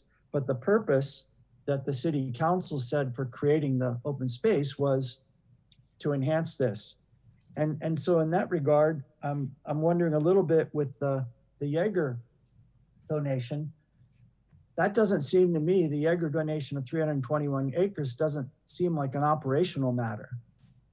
I mean, the idea of you're going to accept 321 acres, that seems to me more like a policy decision. And then how you're going to deal with it. And is it red-legged frog mitigation? Are we even going to have a chance to go up there? Because we have two other properties right close that we cannot access, no public access. So I'm a little curious why the Jaeger open space question didn't come to our open space advisory committee, but it did go to the ACCPF. And nothing, no knock on ACCPF. I'm glad they're being involved, but if you could reach out to them, I don't understand why our open space committee wasn't at least kind of told, hey, this is what we're working on. Do you guys have any thoughts or comments on this? Because we've sat through all these the Canyon Estates property that was red-legged frog mitigation, the original Newell Preserve that was red-legged frog mitigation. And we've seen how the land trust has worked or not worked. And so I think we could have been valuable in that regard.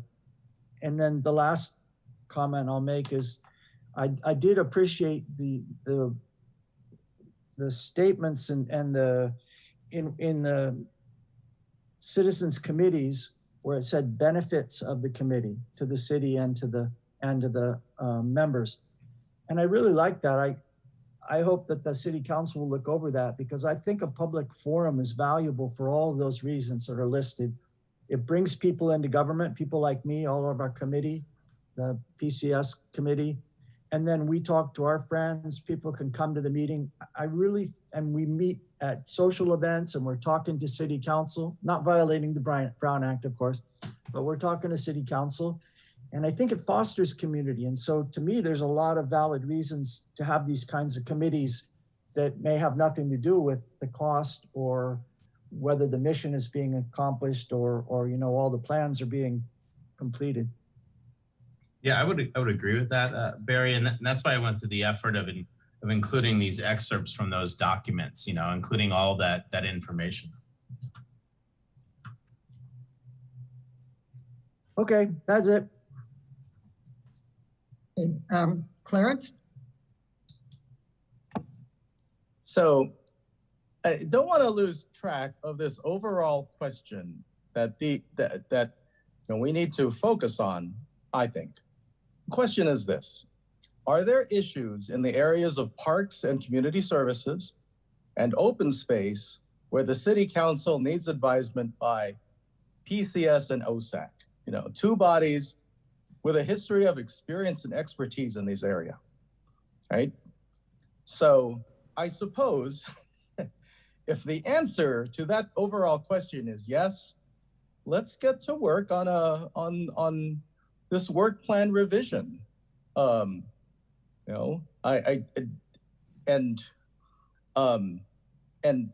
it's still an open question whether we're going to do that as two separate bodies or one combined body. We should figure that out tonight. Let's do that. I guess another sub question is whether we do that in a public meeting or whether we work that out in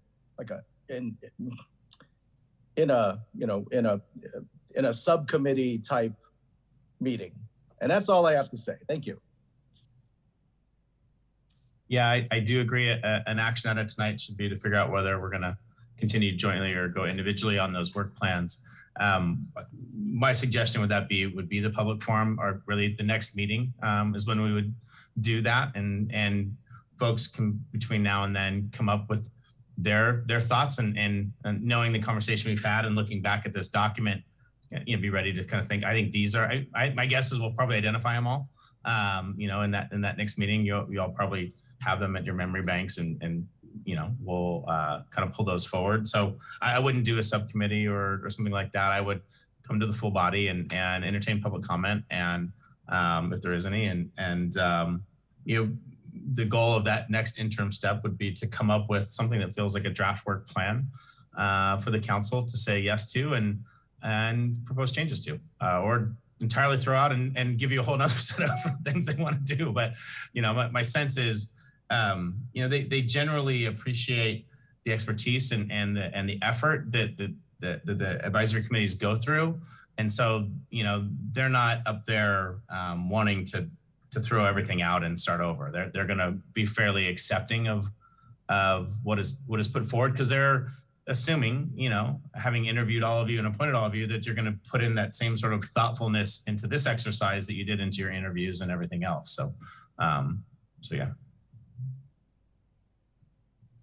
Hey, I think you heard from 3 PCS members, their thoughts on whether we should have, oh, I'm sorry, Nance, I just saw your hand. Actually, I'm going to defer to Gina because she hasn't had a chance to talk yet. Oh, I'm sorry. I didn't see your hand up, Gina. Go ahead. I'm speaking. Am I muted? So thank you, Chair Mattson. Thank you, Chair Einberger. I would just like to start by saying thank you, Manager Hawley and Director Akita, for this very comprehensive document. I did read every page, and I did make notes, and I did highlight things, and I really wanted to fully understand the content, to sort of wrap my brain around where are we at and where are we headed and where does the work need to be done. So I just have one clarifying question, which I think I know the answer to. Is PCS currently operating under the guidelines and the policy, it looks like a policy, that was written in 2003? I would say that the council adopted it and expects that the PCS is operating under it. And it still exists and is binding, maybe with the right word. Whether the past practice has matched all that, I don't think it has. I don't think, in particular, the annual work plan component. There are other aspects too, but that's one of the primary ones. I don't think that in past practice has happened, and that's the part like I said before, is missing, and providing that linkage is the next step. Okay, so thank you. So that being said, I read the 2003 document, and it says things like Parks and Community Services Commissions typically spend a significant amount of time on park development, park and recreation facility use issues, open space management and trails, and recreation programming issues.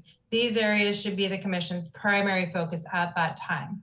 That paragraph, to me, summarizes everything that PCS, open space, and city staff have been doing.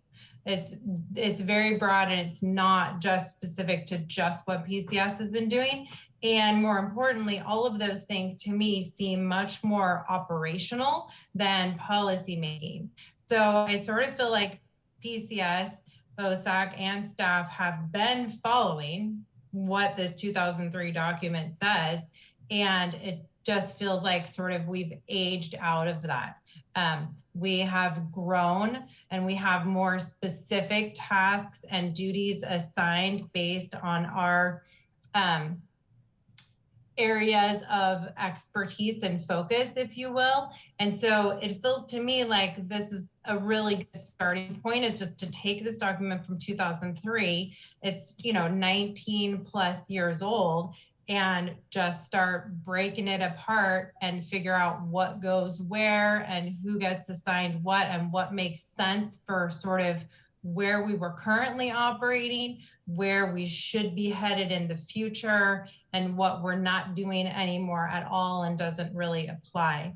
Because I don't see anywhere in this 2003 document anything about, you know, general plan update, policymaking tasks, Clark Ranch recommendation, any of that. Those were all subcommittees that were made up of like 4 committee member or 2 committee members, 2 PCS members, and 1 staff member that then would get reported out on. So PCS just sort of had become this regulatory, like sort of like pass-through body, if you will, where we were like getting reports from subcommittees and we had no interaction with city council. So there wasn't really any work happening. There wasn't really any decisions happening, whether they come from OSAC or they come from PCS, but there wasn't anything that then went to council that then got decided on. It seems like more decisions happen directly at the city council level. And you have these 2 bodies here who are willing to do all of this work and take the information from the community and really want to serve the community. So we just need better direction, because honestly, I think we've been doing exactly what this 2003 document says, aside from the fact that Liz apparently is our secretary, because it says we're supposed to have a secretary. So thank you, Liz, for being our secretary. And other than that, I mean, the fact that we have currently 55 tasks and I have absolutely no idea, like why would we ever have 55 tasks? And then there's certain functionality things that are listed, like vehicular, pedestrian, and bicycle access. That's definitely something that OSAC is doing. ADA, that's OSAC. Budget, none of us are doing that. You're doing that. So it just feels like this is a great place to start. I think that, you know, I don't want this to drag out any longer than necessary either. I do want, you know, us to get some clear direction from both groups, from council, and get some policies signed and get back to work. I feel like we've been in limbo for going on 8-9 months now. And I know that all of us are very service oriented and we kind of like to get going. But that being said, because I feel like this addresses all 3 parties and we really need to pick it apart.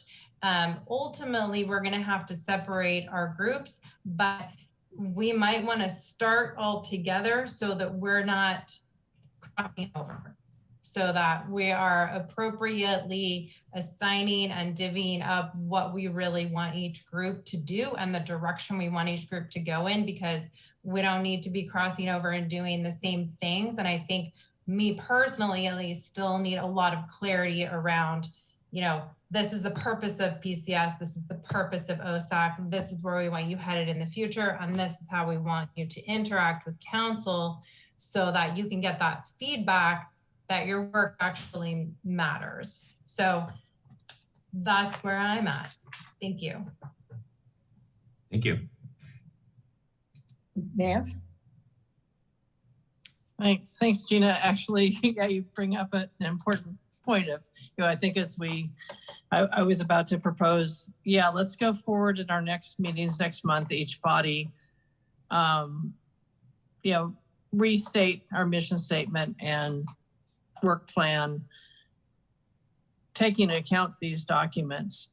And there are those gray areas of where does it fit?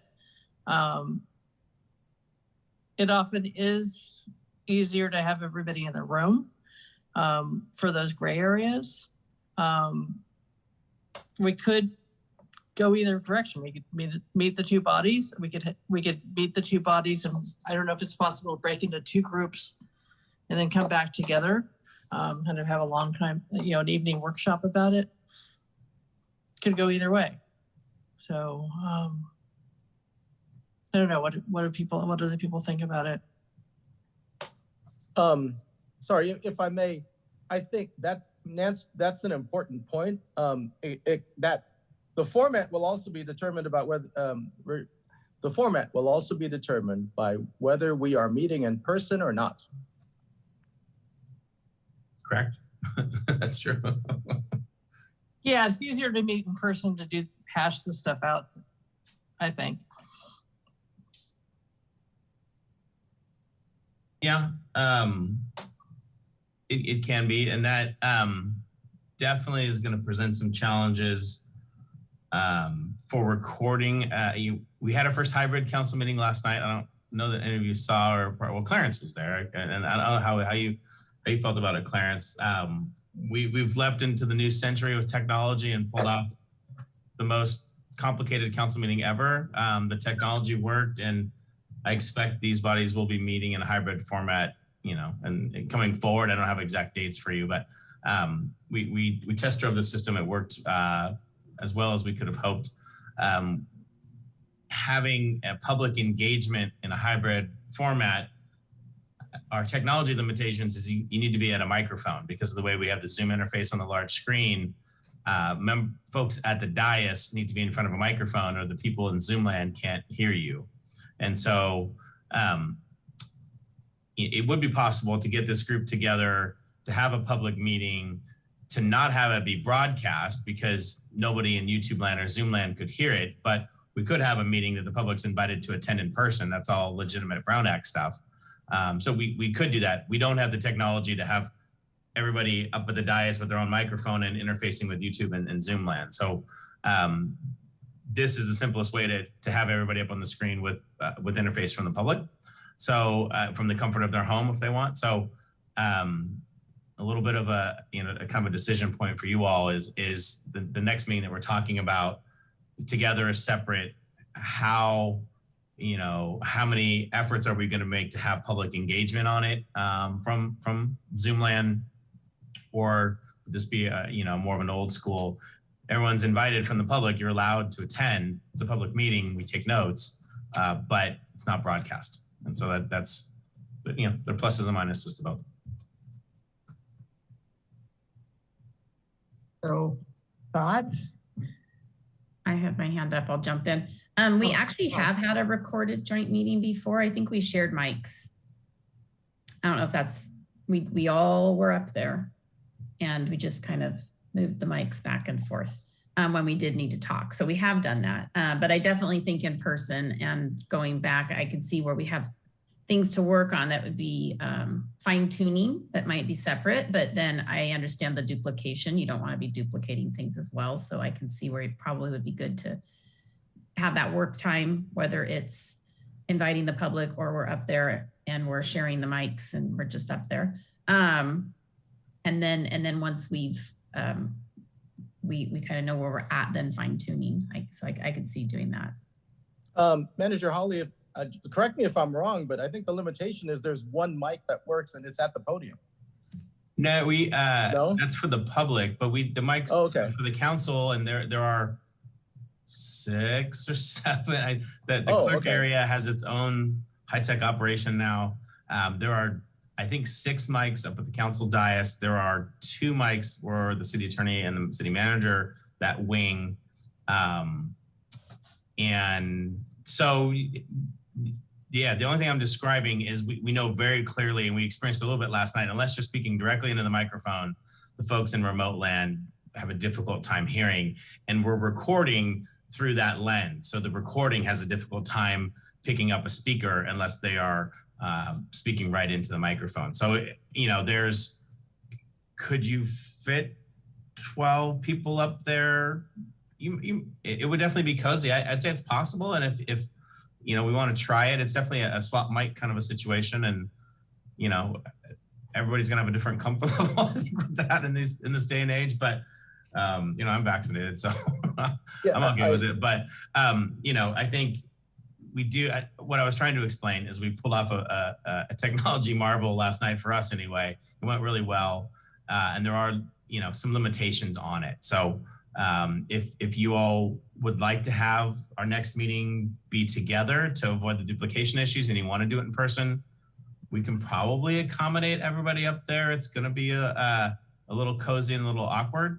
But if you're okay with that, that's a possibility. If you wanted to have a more spread out version on the floor there below the dais, it's going to be much more challenging to record because of the microphone situation. Commissioner Sante? No, go ahead. Thank you, Chair. I definitely would like to have it separate. And it's mostly for time. I know these meetings, if both bodies are there, it can get really lengthy. And just so that we can be more, it could be easier to handle. Personally, I'm voting for separate, but if it happens to be together, I would like to suggest that we do this meeting earlier, because I would not want to be on a meeting at 11 o'clock with both bodies. It's too long. I love everything that everybody says, but you have two people who are working at school districts or at the college too. We have a professor, and we have really challenging weeks ahead of us. And I cannot do a meeting together and go until 11:30. I'm just being truthful. And like I said, I love you all guys. I love all the input that you give, but sometimes it can get a little too long. So thank you. I worked 13 hours yesterday, Karina. I got home around 10:30. So I understand what you're saying. What I mean? Exactly. I understand what you're saying. I'm on the back. Yeah, I was at the school at 7:30 and finished at about 9 o'clock yesterday. So I'm just saying. Thank you. I guess to me too, I agree. I think maybe getting together separately and working out some of the nuts and bolts, and realizing that we do have some joint issues that we need to talk about, but at least, like I said, doing the nuts and bolts and then getting back together as a group and finalizing things. For me, that makes sense. I'm not sure who is next. Commissioner Griggs? Thank you, Chair Einberger. I was just going to suggest, would it be possible to number one, have in person? I think that is a huge factor and just would make things a lot more efficient.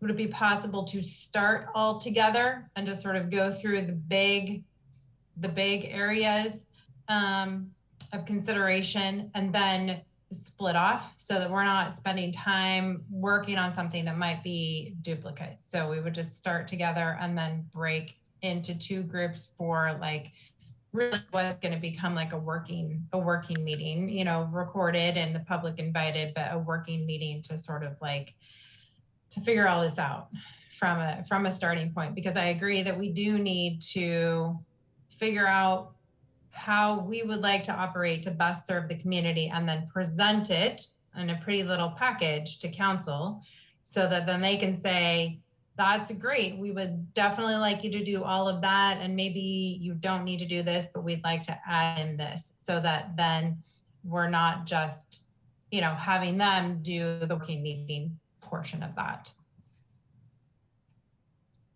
Okay. Scott, I don't think you've had a chance.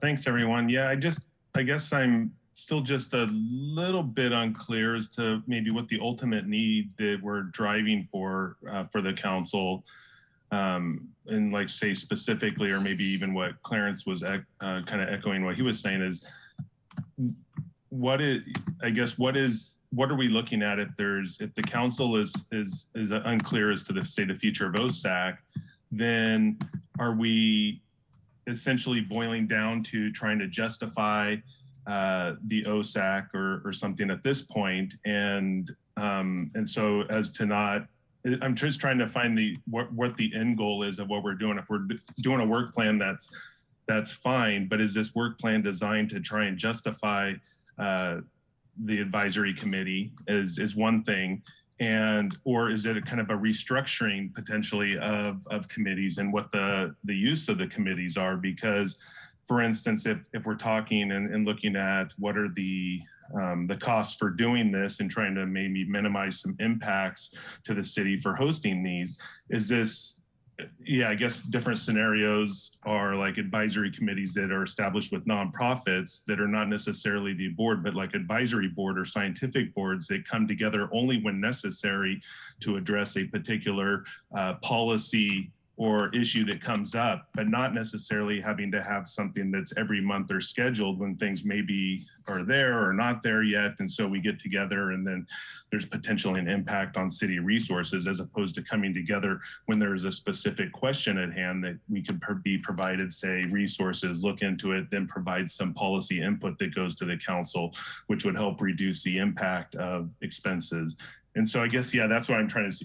If there is already some decision or underlying potential decision that's there from the council and we're now in the justification mode, or are we just looking at restructuring and how does this, and then potentially, as you mentioned, Manager Hawley, that with does it tie in, or maybe it doesn't quite tie in with the new Friends kind of open space idea? And would they take some of those policy responsibilities as a board, or setting up a scientific board or a policy board as well? Yeah, sure. Thank you, Scott. I'll hit that last piece first. No, it's not envisioned that whatever entity, Friends of the American Canyon Open Space thing, it's not envisioned they would have any role in policy. It's not envisioned for them to be advising the council or really any role in policy. They would really, you know, their meetings would be on Saturdays with shovels and gloves, and they wouldn't be involved in providing any sort of policy advice to the council. There hasn't been any decision from the council. I've talked with individual council members. I talk with them on a regular basis on a whole litany of issues. And of course, we've talked about these issues too, but as a body, you know, they haven't sat down and deliberated these issues.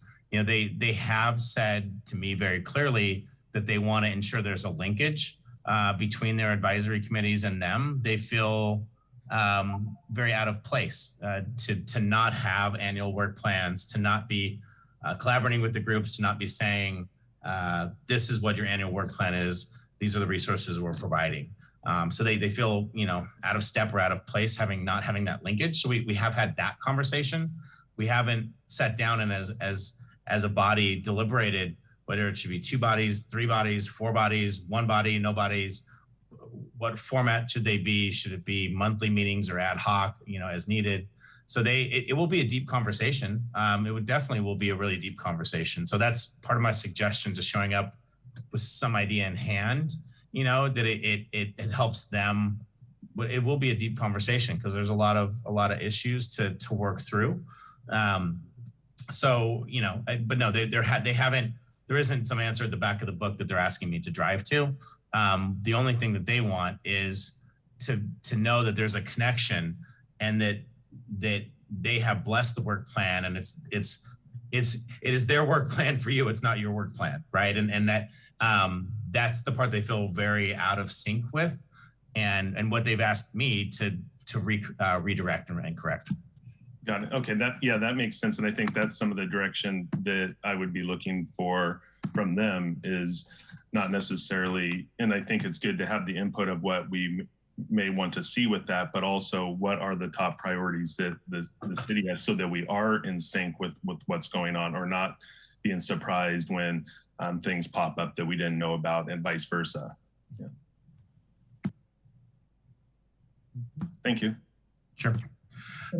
You know, one of the things that we've sort of been, I guess, kind of evaluating or cogitating on the separate, or our next meeting, is it separate together? In person is doable. We can make it work. Will be much simpler if it's separated and we're just meeting individually with each body, as opposed to the group. So to answer the in-person question, that is doable. You know, we're talking a lot about a lot of iteration and a lot of there's a lot of depth of this issue for both groups. And, you know, from my perspective, having the bodies talk separately and to work through those separately, I think is going to be more productive, because there are different issues for both groups, and there's a different depth for both groups. And I think I think that, you know, there's enough understanding of the overlap and potential overlap and enough awareness of it that that we can kind of identify that and you know, not risk overstepping boundaries or that sort of thing. But, you know, it is really hard to have a really deep conversation with a large group. And so, you know, there's something to kind of keep in mind, some of the practical sides of that. It might be more productive if our next meeting is separate, you know, conceptually working on the same kind of thing, you know, developing a work plan, but knowing that it's going to be a different work plan, and brought to the council, you know, with a different perspective of, you know, a different body coming to the council. So that's kind of my thoughts. If you want to do it all together, I'm sure we can make it work. It definitely will be clumsy in person with this many people, but just because, again, of our technology, trying to make it all happen in a public meeting. Thank you. Nance?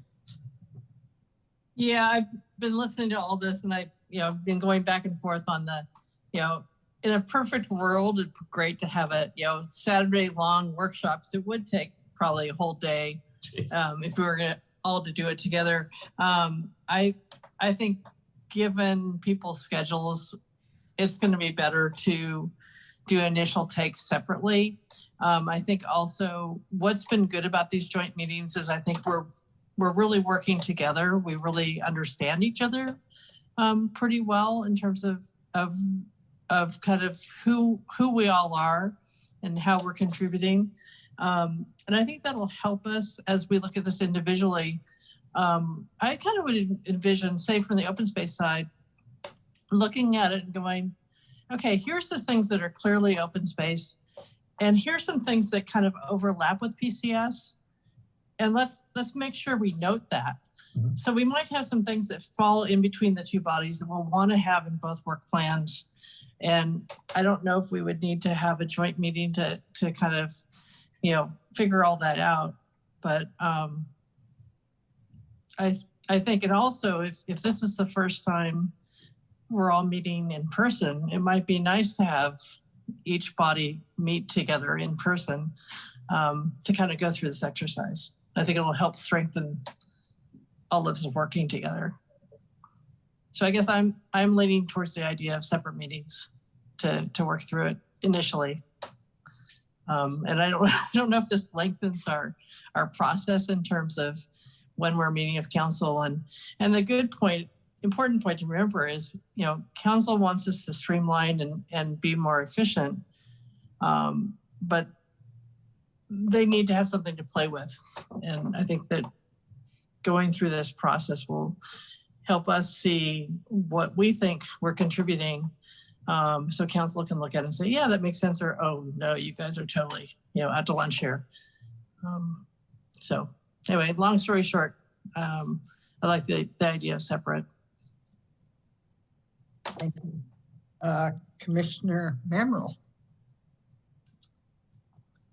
Thank you. And this is just more for our Madam Chairs. My apologies if you were already going there, but this is just a point of order, is that the two issues to put to a motion after discussion is complete are, one, separate or combined meetings, and then two, hybrid or Zoom meeting. And that's all. Just a reminder of the point of order. Nance, did you have something else to say?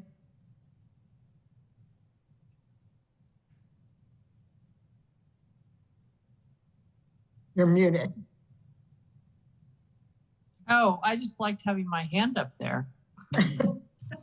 No, thank you, Clarence, for the point of order suggestions.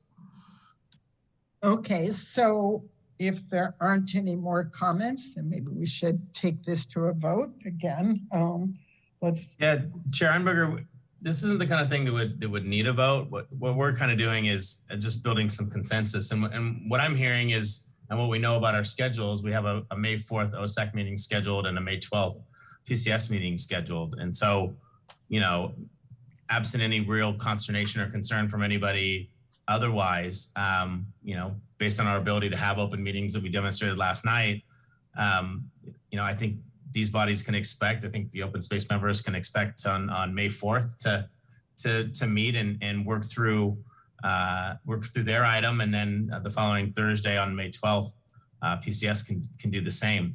And so we wouldn't actually need to take a vote. It's just kind of, you know, understanding what the next meeting is going to be, who's going to be at that meeting, where it's going to be. So nothing has really changed or anything like that. So we actually don't need to vote. Thank you. So I guess my question is, because I'm going to be out of town on the 12th, is it possible to have a hybrid? I mean, I'll be available. I just will be in Canada. So we test drove the hybrid last night. So the 4th and the 12th, I think they were going to be hybrids. All of our meetings are going to be hybrids prospectively, assuming the Planning Commission goes off without a hitch at the end of April. And they were going to be hybrids. So we've test driven that, and provided you have a good internet connection, I think it's possible. Selfishly, May 12th works really, really bad for me, but I'm gonna have to find to find a way to do that. But if we can, hybrid will work, because all of our meetings prospectively, we're going to be attempting the hybrid format. Okay. Do we have to make a motion then? Nope. This was at the beginning of the year, each of these bodies, or at the end of last year, each of these bodies set their calendar for 2022. So your calendar is already set. You have upcoming meetings. You know in advance what the agenda item on that meeting is going to be, which is essentially develop a draft work plan for council review. Okay. And so that meeting will be at 6:30 then, right? Correct. It's your regular, I'll call it regular time and place. Our regular has been, you know, it's our new regular, which is in-person hybrid format. All right. Vance? I just wanted to make sure that there wasn't anybody who thought, oh no, I don't want to do this plan. So I guess it's speak now or forever hold your peace till May 4th or 12th. Okay. So any other comments, questions? Chair, did we do member comments? No, but as far as, member comments about this? No, just about Earth Day. Oh, okay. Well, if there aren't any more comments about this topic, let's go on to member comments. So go ahead, Barry. Okay, just let everybody know Earth Day in Napa will be April 24th. It's a Sunday from 11 a.m. till 4 p.m. It's at the Oxbow Commons, downtown Napa, right on the river there. And it's got music. They've had a couple of hybrid Zoom. Basically, they didn't really do Earth Day the last couple of years. So it's back. It's a big celebration, Sunday, April 24th. There'll be all kinds of stuff going on. I think the city is doing something on Thursday, April 22nd, which is the actual Earth Day. And, I think it's a Friday. Yeah, I think you're right. Friday, April 22nd. There's a walk and talk at the wetlands. And then there was going to be something else. ACCPF is kind of doing it for the city. So I think they're, I'm sorry, I forgot what they're doing. You can look it up on ACCPF, that they're doing something here for Earth Day American Canyon. And the big one in Napa is the Sunday.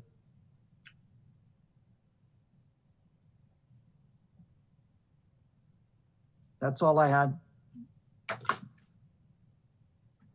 Kristen, you're muted. Oh, Commissioner Margolotti? Hello. So just putting on my ACCPF hat, just a little clarification. It's called Earth Walk and Talk, and it'll be at the wetlands. And yes, more information on the timing. I don't know the time, but it is Friday the 22nd. So it'd probably be in the evening, I would imagine. So that's that. And then save the date also for the evening at the ruins, which will be September 10th.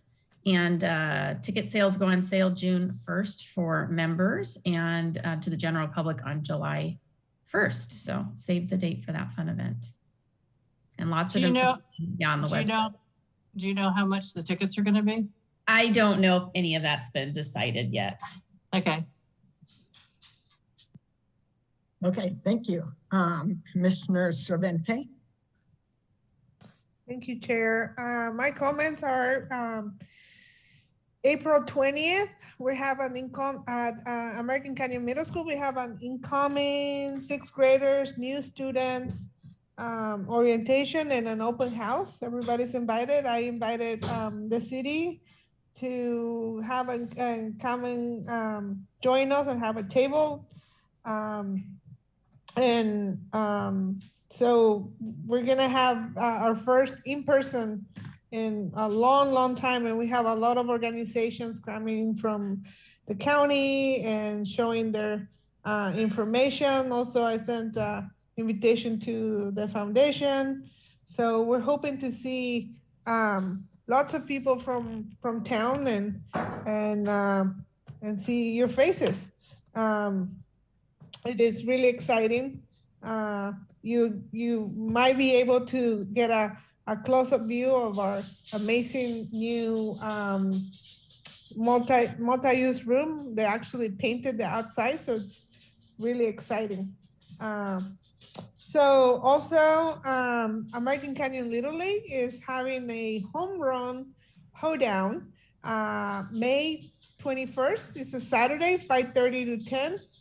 And we'll have a bluegrass band, barbecue, dinner, mechanical bull ride, and it's tickets. The flyer, I think the communication person at the city will be posting it soon, but I'll get it by the next meeting as well. Tickets are $40 per person or 70 couples. And it's the very first hoedown in town. So it's gonna be a lot of fun, and it benefits American Canyon Little League. Thank you. Thank you. Commissioner Griggs. Thank you, Chair Einberger. I just wanted to let everybody know that Spirit Horse is going to have their Easter event this Saturday, April 9th. It is a free event to the community. They would appreciate if people registered so they know about how many people are going to come, but that's okay.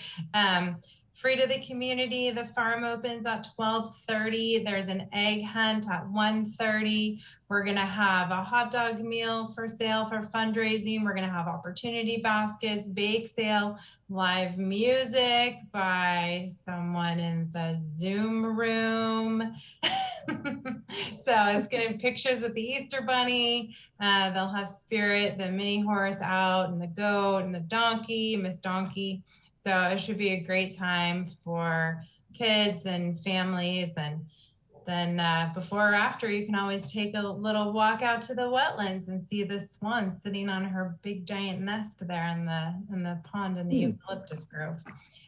So anyway, that's this Saturday. Hope we get a lot of people coming out there. Thank you. Thank you. And Commissioner Mamrell. Thank you. The last Donuts in the Park, where you can meet American Canyon's new community resource officer, Officer Patterson. That is happening Saturday, April 9th at Via Bellagio Park from 9 to 10:30. Yes, and Saturday is also Spirit Horse. See y'all there. The American Canyon Art Foundation, in conjunction with the Chamber of Commerce, had a really wonderful youth art show featuring lots of art by the American Canyon Middle School students. The art is still up there. If you visit the Welcome Center. And I encourage you to do that. There's some very talented middle school artists out there. And lastly, the American Canyon Chamber of Commerce is having a coffee chat at Redwood Credit Union on Thursday, April 28th at 9 a.m. So, thank you. Okay, thanks. Any other member comments? Member announcements? No? Well, seeing none, if there's nothing else, can I have a motion for adjournment?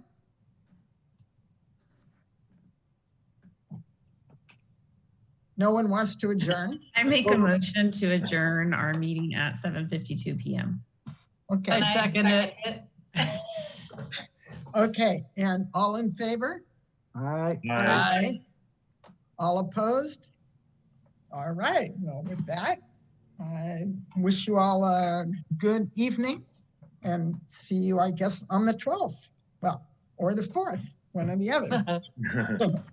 Thank you, everybody. Have a Thank good you. Good night. Thank you. night.